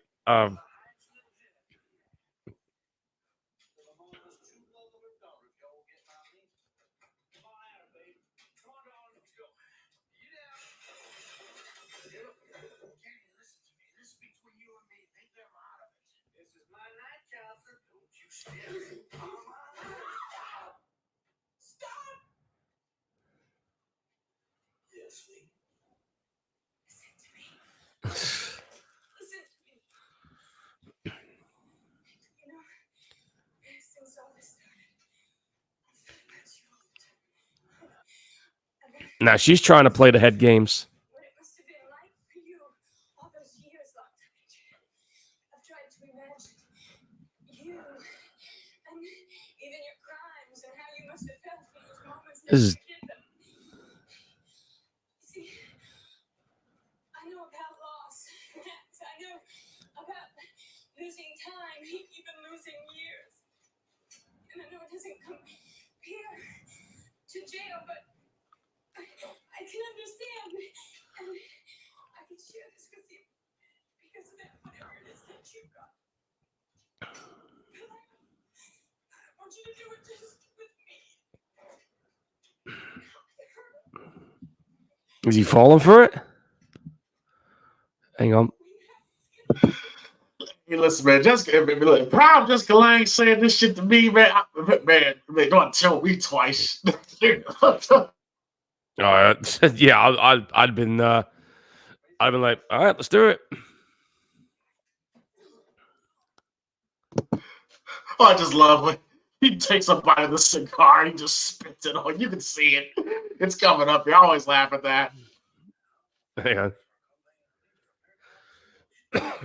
Yeah, right here. Charmin. He just spits it on. That's some straight up hate. Oh, All right, Danny. All right, being useful.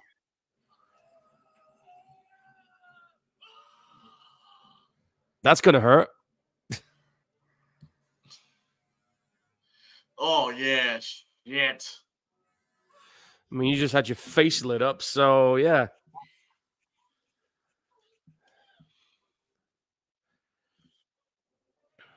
That was a great performance by Jessica. That was a great performance by Jessica Lange, though. Oh yeah, definitely. That was. She doesn't get credit for this role. She doesn't get credit, but yeah, but she's really good in this movie. She was pretty solid in this, yeah. Oh shit. That is so Friday the 13th. I'm sorry, but that was. I'm telling you, the movie gets campy after a while.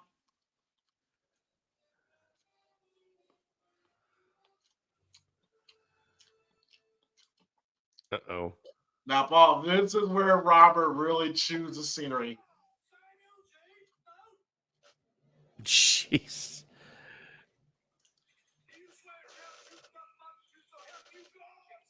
The fuck?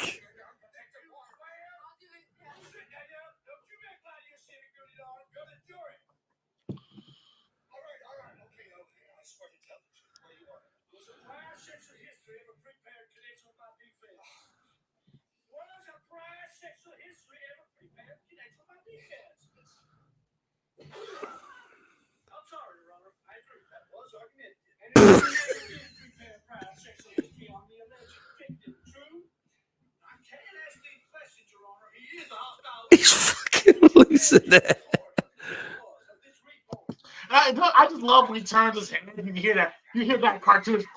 You hear that. Yeah. Yeah, I heard that. Yeah. It's like, why'd you put that in there? To try and give a little bit of comic relief, maybe in a strange, fucked up way. I don't know, but it's. I don't know what to say right now, man.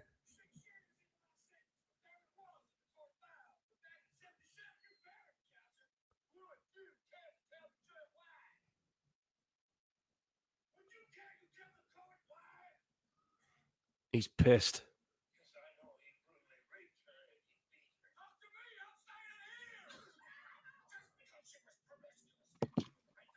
Okay, there you go. Yep, that's it.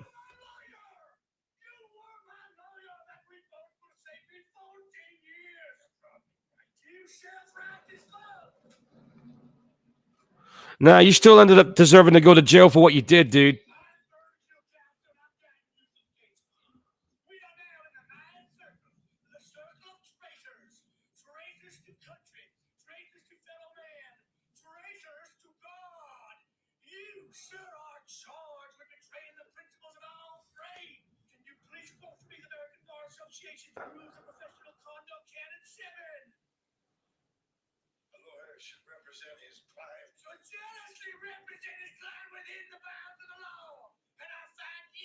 He has lost it.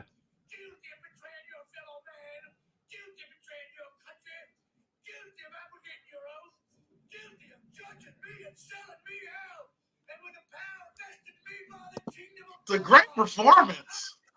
It's fucking top notch, man. Like this is De Niro at his most unhinged I've ever seen.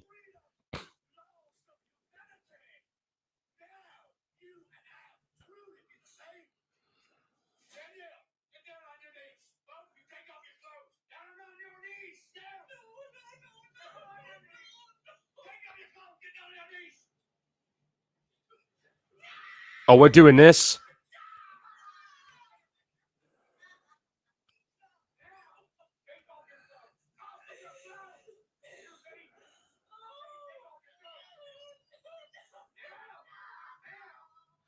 Yep, we're doing this.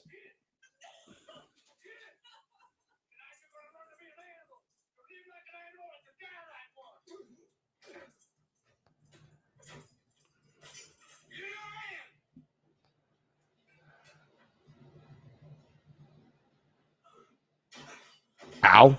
That's going to hurt.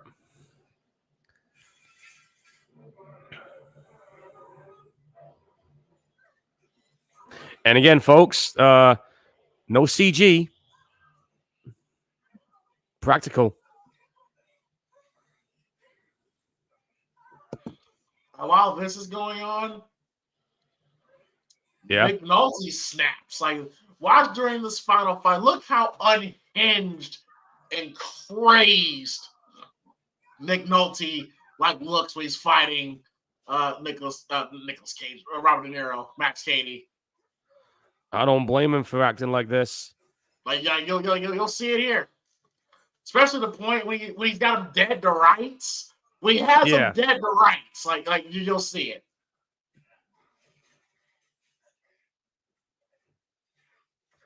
Ow.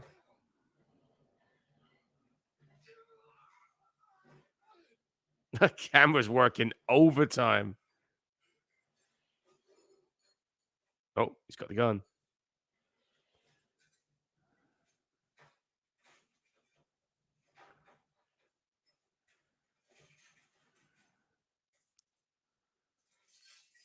Oh.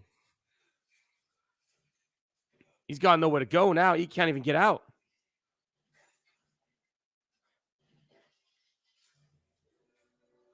And there goes your gun.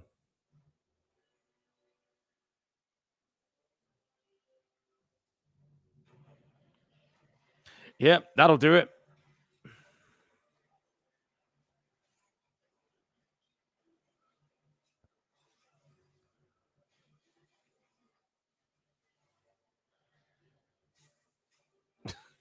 Now you know they would have done that with CG with that scene.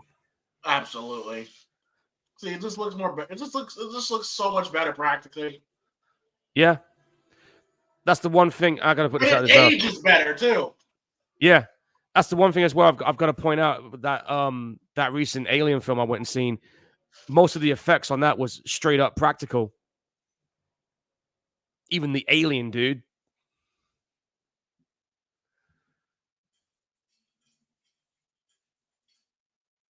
He's got nowhere to go. That dude has literally nowhere to go.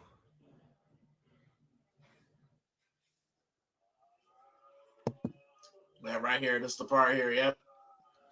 Yep. He's got a rock. Ow.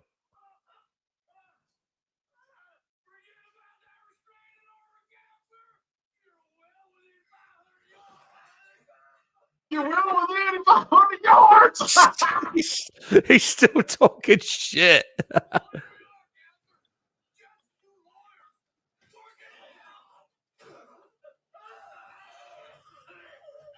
Ow. Nice shot.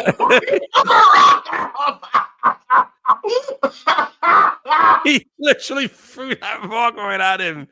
You That was a look at his face. Look at his face here. Oh, he is snapped. Look how crazy he looks.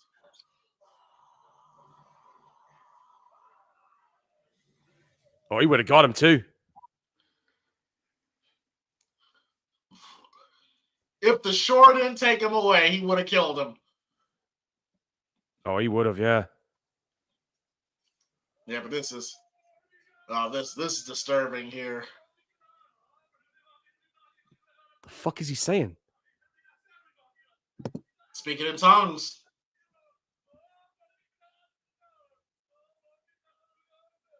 Like, this is him, like, accepting his fate. He's about to die.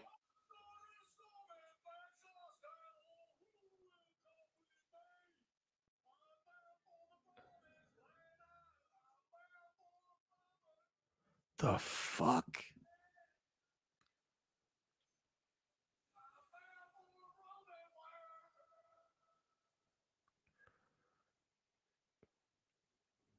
Shit. Oh, fucking hell. Look at the way he's looking.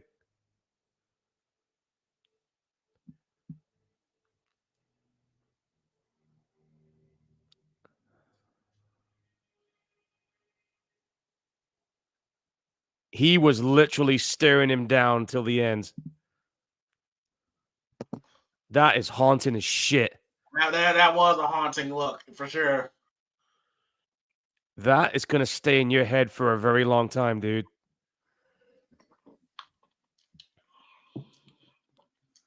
That was the point. And that was the thumbnail.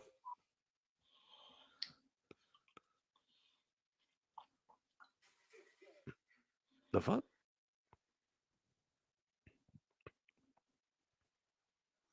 You got blood on your hands, mate.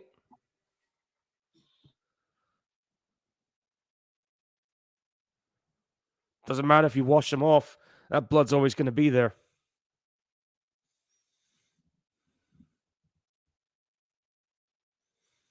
She's face down in the shit.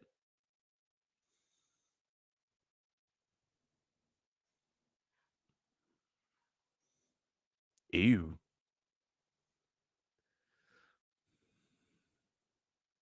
Here's the thing, though. They've gone through some hellish situations, right? And they're never going to be the same again. And the only other question is now, can they live with it? I mean, could you?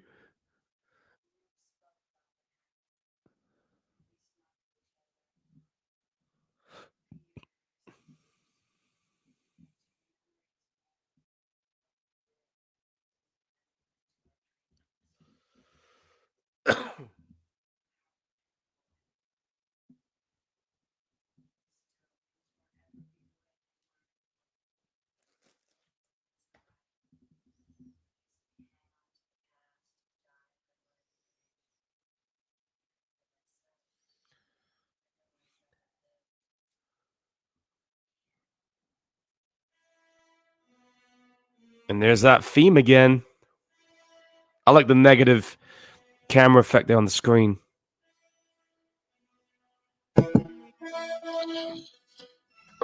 Yeah, you can make the case at the very end, Max Cady won because this family's forever traumatized.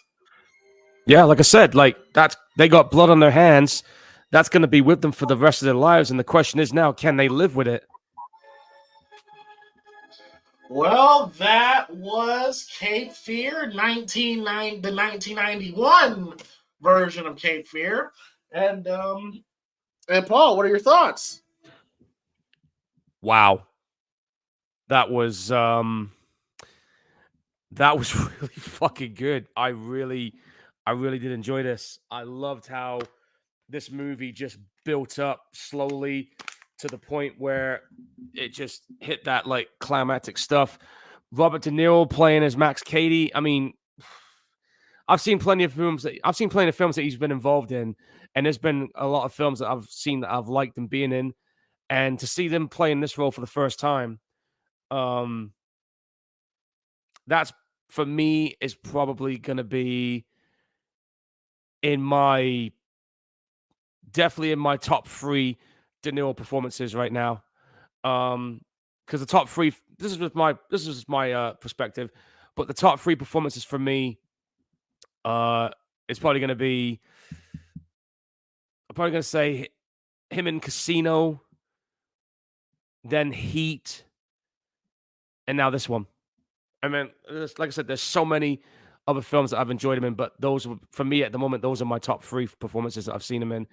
But this movie as a whole, I fucking loved it. I really enjoyed how it told the story of how a decision that somebody made, even though he thought he was doing the right thing by putting this guy behind bars, knowing full well that this guy's guilty as shit for what he did, and yet the person who ended up in jail, like he got wronged, even though he was a fucking asshole, but he did get wronged. So, but the way he went about it to try and, I guess you could say, try and get some kind of revenge, that's what makes it even more disturbing. And it puts out a lot of questions. Like you think to yourself, okay, so who's right here and who's wrong? Like, did that lawyer make the right decision in putting him away, or do you think he should have remained unbiased and just let him walk? I mean, if that happened, like that shit wouldn't have happened to Nick Nolte and his family. But then again, at the same time, if he let him walk, you know, Max Cady just would have just gone and done it again to somebody else. So you're putting this like rock in a hard place. So like, what the fuck are you supposed to do? This was like a no-win situation for the family, and especially with Nick Nolte. But like you were saying earlier, James, like in the end, even though Caddy did meet his demise and ended up getting killed for the bullshit that he put people through, at the end of the day, he did win because he's now forever psychologically fucked them over in a way. It's kind of like that whole situation with Seven, where if they killed him, he'd have won. And I think the same thing kind of happened here in an essence. But yeah, that's just kind of my questions on the whole thing. But all in all, I really enjoyed this movie. I thought the movie score was good. The performances were top notch. Martin Scorsese did a cracking job on this, and I'm just surprised that not many people talk about this movie very much, because this movie is a classic, and now I can see why the guy who played Bray Wyatt was inspired by the characteristics of Max Cady. You could clearly see it here with this movie, and I can clearly see it now as well. So yeah, I just really fucking enjoyed this film. Yeah, you're right, EJ. What an ending. That ending is probably, I'm probably going to be sleeping on that for a little while now, and I'm probably going to be kind of asking myself in my head all the possible situations what could happen while I'm trying to sleep. So I think this movie's now going to be rent free in my head for a little bit, because this is one of those movies where I'm going to have to like probably watch it again so I can digest it even further. But for a first time view, now that I finally got to see it in full, yeah, I'm glad I got a chance to finally watch it. This was a fun movie. I'm gonna give it 9 out of 10. This was good. If you guys, and if anybody hasn't seen this movie, do yourself a favor, fucking go watch this movie because this is really good. Take it away, James. Well, Paul, if you enjoyed this one, then I suggest you watch the 1961 one as well. I'm gonna have to at this point. I'm gonna have to find a way to get it. Yes, watch the 1961 version. Both of them are really good. But yeah, I think this is a very entertaining movie, entertaining performance by Robert De Niro as Max Cady. I think Nick Nolte did a really good job. I think Jessica Lange, fine ass, was great, and Juliette Lewis, again, nominated for Best Supporting Actress. I don't see why, but I guess the competition was very scarce back then, so there was really nobody else. But I'm gonna see who she was up against. I mean, I like Juliette Lewis. Like I said, I like her in From Dusk Till Dawn. I like her in what's this is one really good Juliette movie. I think it was called The Other Sister.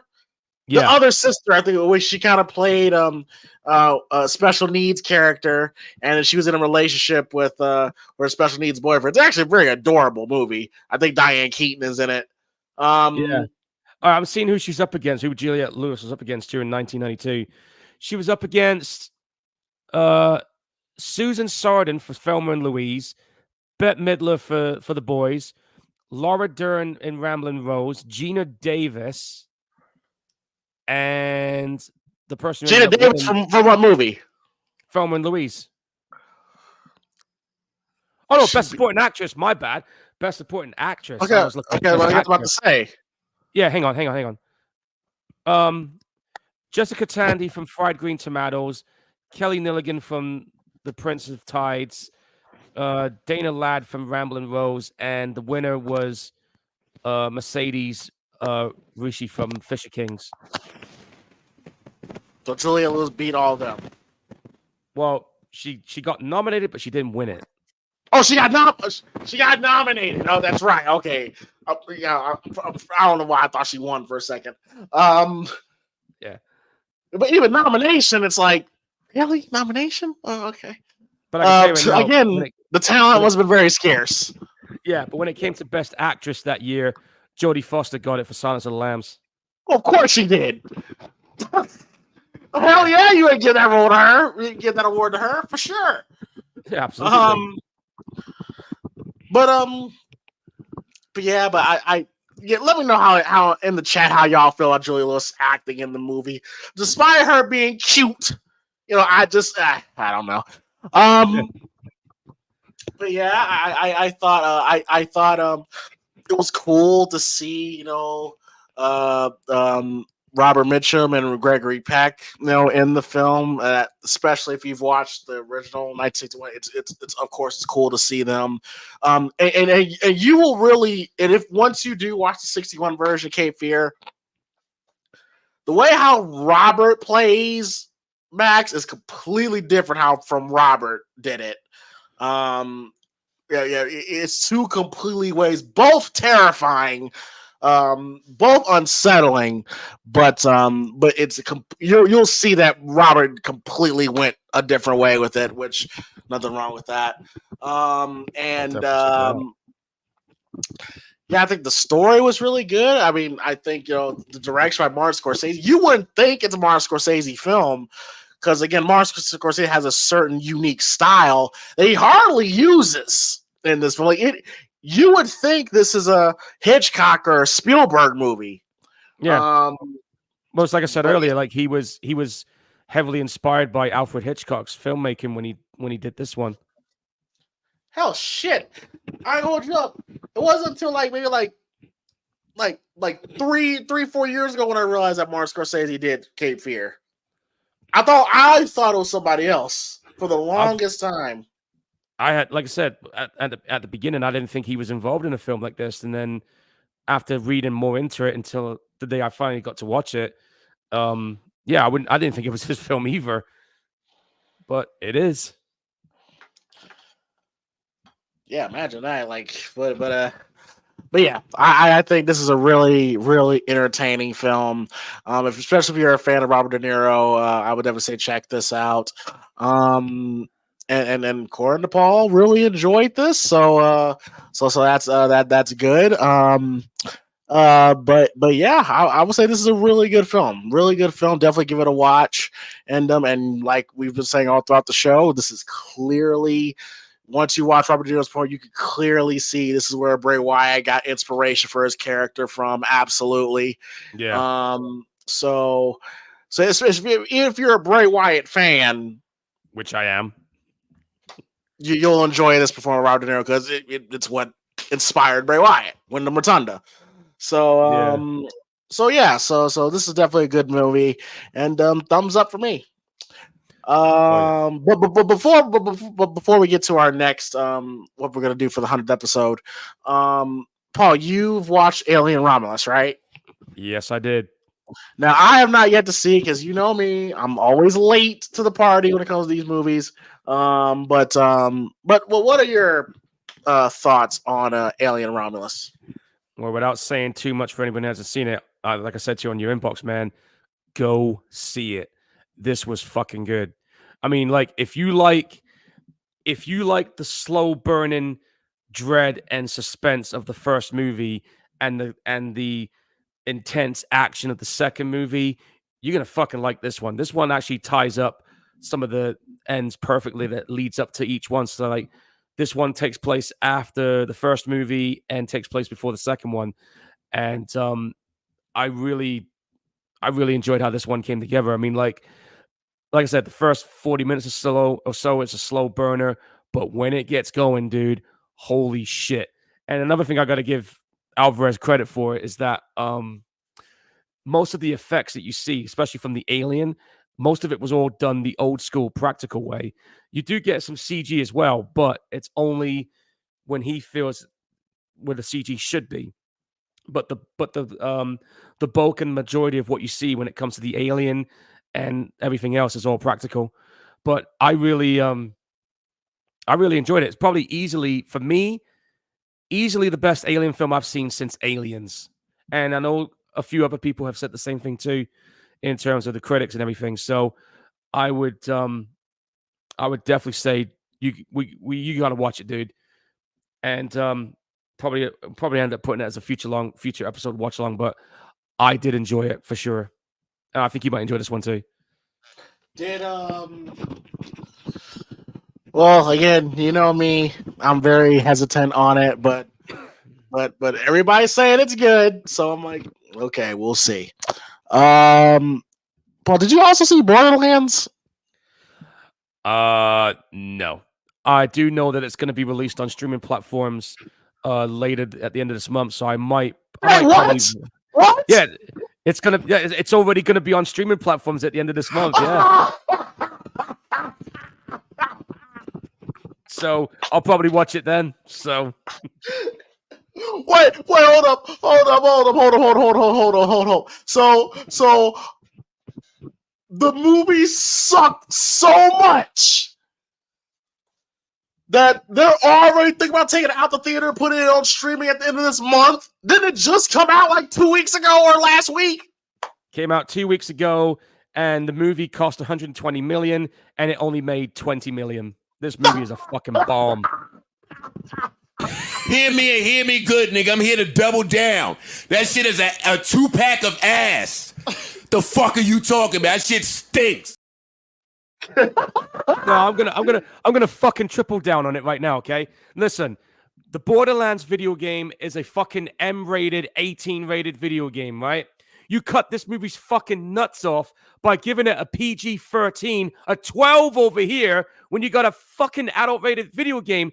What are you damn doing? Look, when I heard that Eli Roth was directing it, I thought, okay, cool, this will be interesting. But I heard during Oh no! hold on.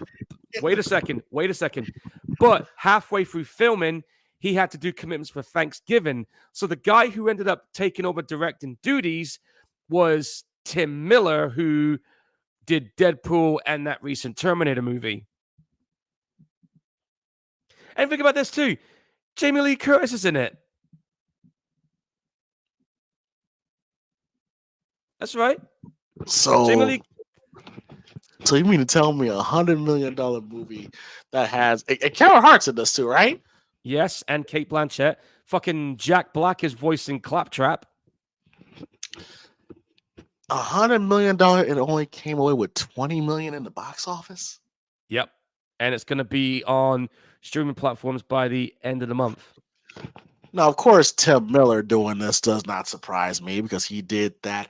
He did that horrible Terminator Dark shit film, and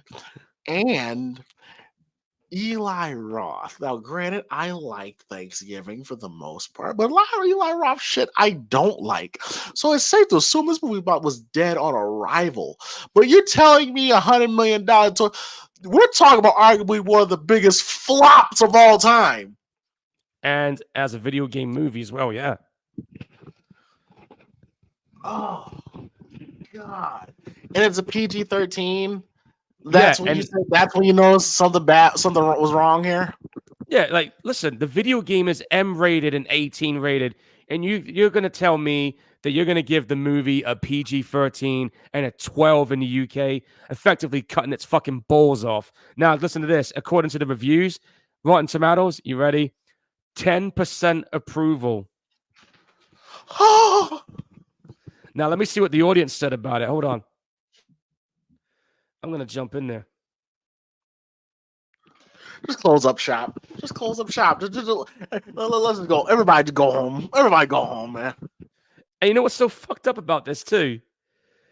About a week or two after the movie came out, 2 weeks later at the video game convention, they announced Borderlands 4.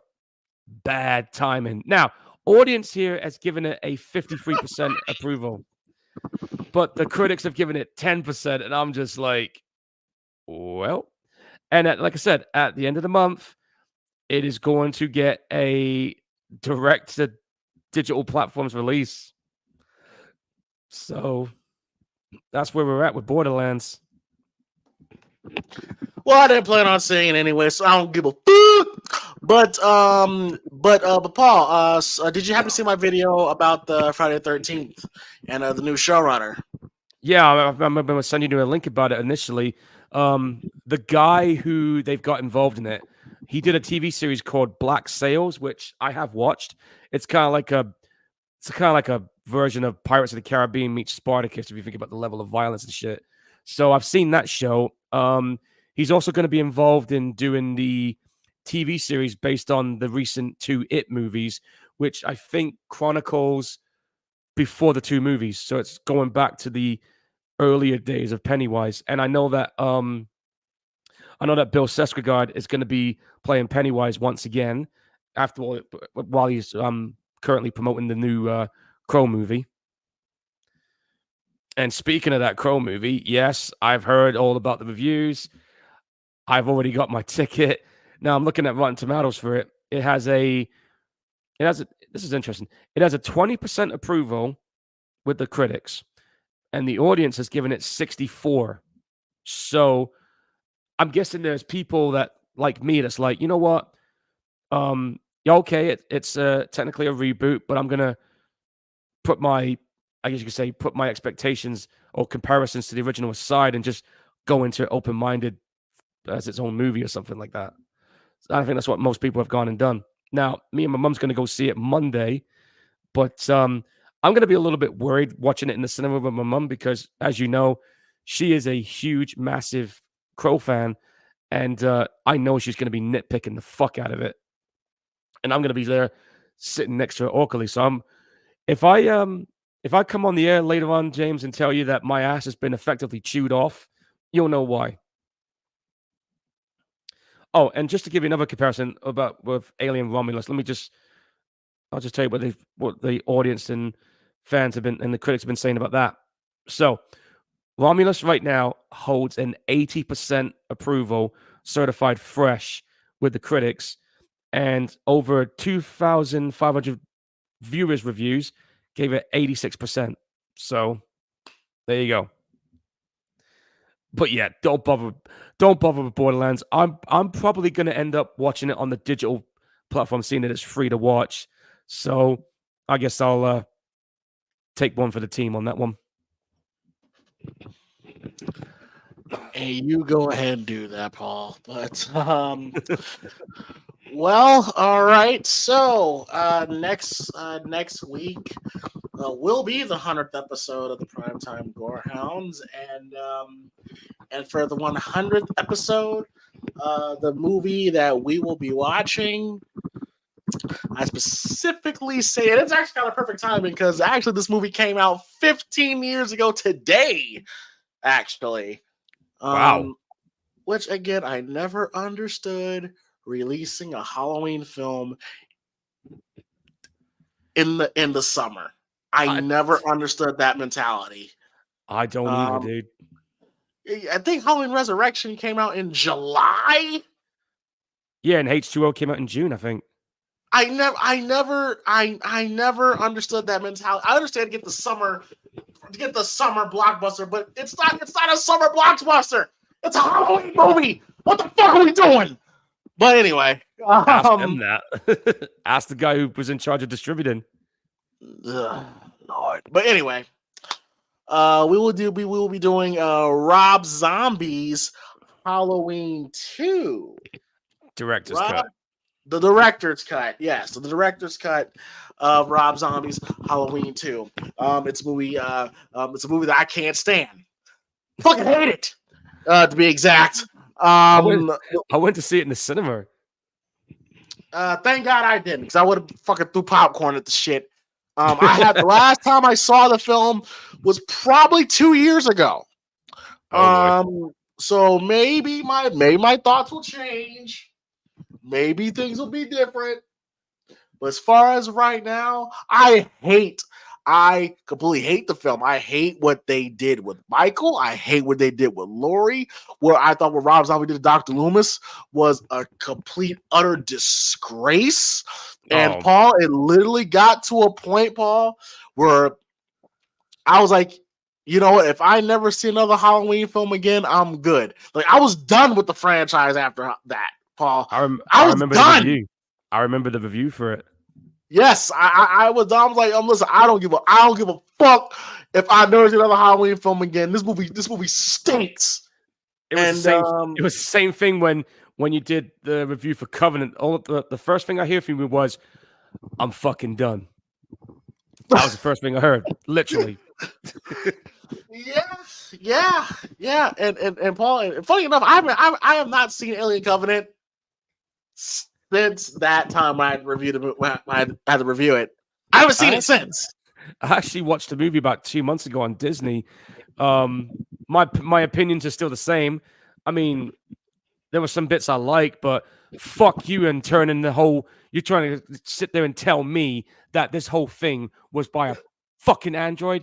Kiss the shittiest part of my ass, bro. I ain't fucking buying that at all. By the way, Paul, I'm looking at this Alien Romulus shit. Yeah. You lied to me. Oh, really? You lied to me. Lot. Why didn't you tell me that Ridley Scott is executive producing this? I did tell you a while back. I said that he was involved. Did you? In it. Yes, I did. A couple months ago. Oh, okay. All right. I'm sorry.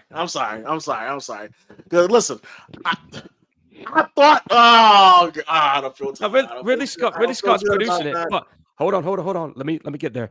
Ridley Scott's producing it. Yes, but he has zero involvement in the writing. This is fucking Alvarez and Rodrigo Stuyvesant's show. About that? Yeah, I looked it up. You look at the. I'll go on the credit. I'll go on the Wikipedia credits right now. Hang on. I'll see who's saying it is one thing, but do we really know the truth? Listen, I'm paranoid to these motherfuckers. Listen, they may say it all we want, babe, but like DMX said, talk is cheap, motherfucker. Talk is cheap. They may say he didn't do anything, but listen. The one thing I will say, at least David Gill is not in this. This is the first Alien movie that has zero involvement with him. That helps. That does help. So, I mean, okay, Ridley Scott's producing it, but the reason he's producing it is because who else is going to be able to get the money together for that? Those two certainly couldn't rack up that kind of money on their own. uh, oh god, I just hope because for those who don't know, Ridley Scott, he directed the first Alien film. Okay, one of the greatest movies of all time. Yeah. Okay, and then he stepped away from the franchise. He came back, and he was that shitty Prometheus film and that shitty Alien Covenant film. But Ridley Scott, I'm sorry, has been a hack since The Martian with Matt Damon. I'm starting to think that Tony was the better Ridley. And no.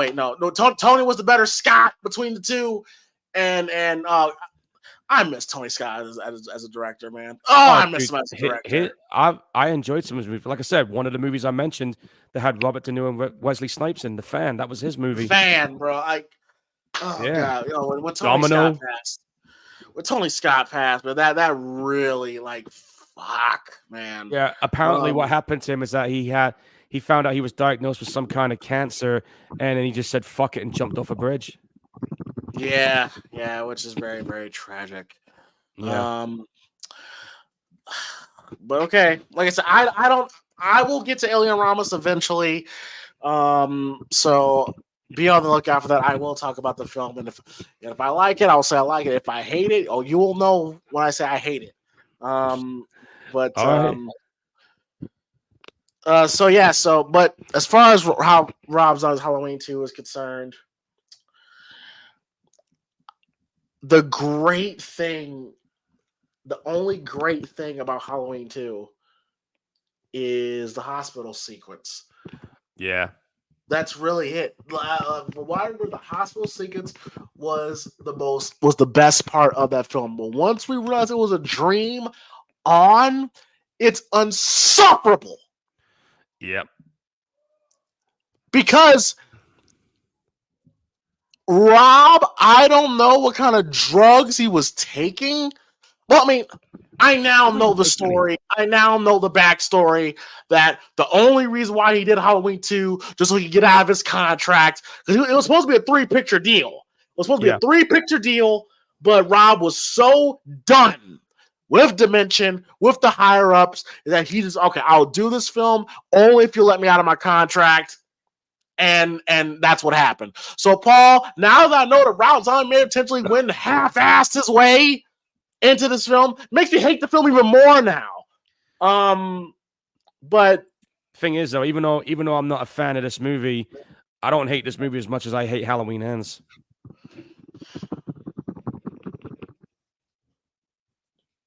I'm sorry. That remains to be seen with me. Hey, at least we see Michael be Michael. Yeah, it's very far in between. But he does. We do see Michael a good chunk of the film. Granted, he's walking a lot of the time, but they should have called it something else, because it's all about that little shit Corey. No, I'm talking. Yeah. But yeah, so. But Rob Zombie's Halloween 2 will be episode 100. Episode 101 will be, funny enough, it's going to be Terminator 2. And the reason why I say that's funny, because I planned on the first Terminator to be my next pick. So I just think it's funny how that works out that way. But I had the 101 number. You see, what I was thinking, my head frame was, I thought Terminator was going to be episode 100, and then I was going to follow it up with Terminator 2. That was my plan. That's funny. That's funny. But hey, sorry to fuck up your plan there. Well, it's not the first time I've had my plans fucked up, so it's all good. All right. So, all right, Paul, why don't you go ahead and tell the folks where they can find you? I'll do better than tell them. I'm going to go ahead and put the links up. I'll start with my Facebook one. All right.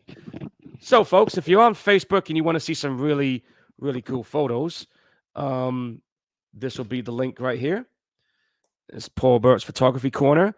And if you want to see some really cool indie horror-related news, this is the other place to go, which I will provide for you folks right here.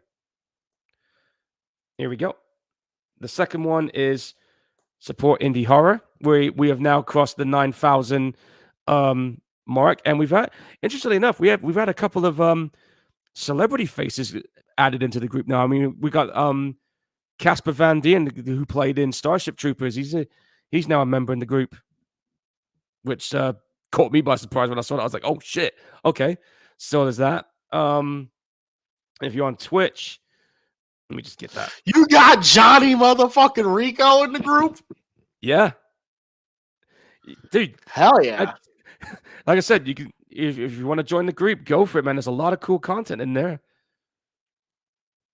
I've had that page going for like 15 years, and it's just had a life of its own now since I've let everybody do it. And anybody that wants to see some video game related stuff, when I do eventually get around to streaming a video game on Twitch, I've been on a bit of a hiatus, but there's the Twitch link. It's all there. So there's the links where you can find me, folks.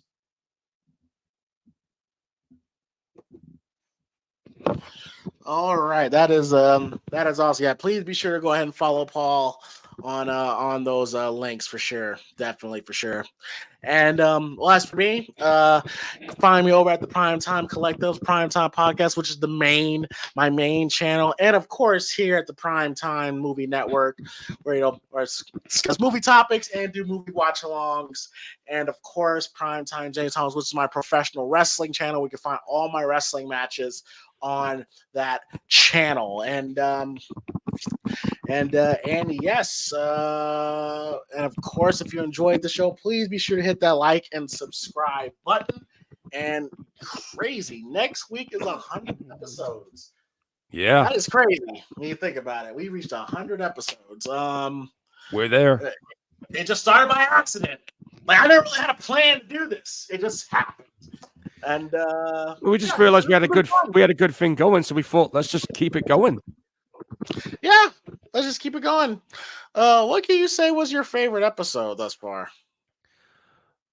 I actually got a few actually. If I have to say what my favorite ones are that we've done, Night Comes for Us would be one of them. Okay. The Piranha remake was cool. What else did we do? There was a good one. The Texas Chainsaw remake one was fun too. I had some fun with that. And I think my favorite episode that we've done, mainly because of the reactions it got from both of us. I'm gonna say Terrifier 2. That was my favorite one. Terrifier 2 was a fun one. That absolutely was a fun one. Yeah, that was the bleach and the What the hell is part 3 gonna be like, man? Holy shit. we'll definitely find out. It's around the corner. It's definitely around the corner. It's definitely gonna be our Christmas movie. I'm hoping. All right. Well, so we'll go ahead and go out here. Yeah, it's probably late as shit from where you're at right now, Paul. So Yeah, about 10 past 2 in the morning. Okay. All right. So we'll go ahead and get on out of here. It's only 8 p.m. where I am, so my night's just getting started. So all right. So that concludes episode 99 of the Primetime Gorehounds, watching Cape Fear. Hopefully everyone had a great time watching alongside with us as well. Again, please be sure to hit that like and subscribe button, and please be able to, if you can, donate to the Cash App, PrimePod313, where any donation would greatly be appreciated. And we will see you guys next week for episode 100. Rob's always calling to the director's cut, where Michael, Myers talks. Yes, he talks. Such a Die. such a dumb idea. But yeah, so we are out. Have a great weekend, and we'll talk to you later. Peace. Bye.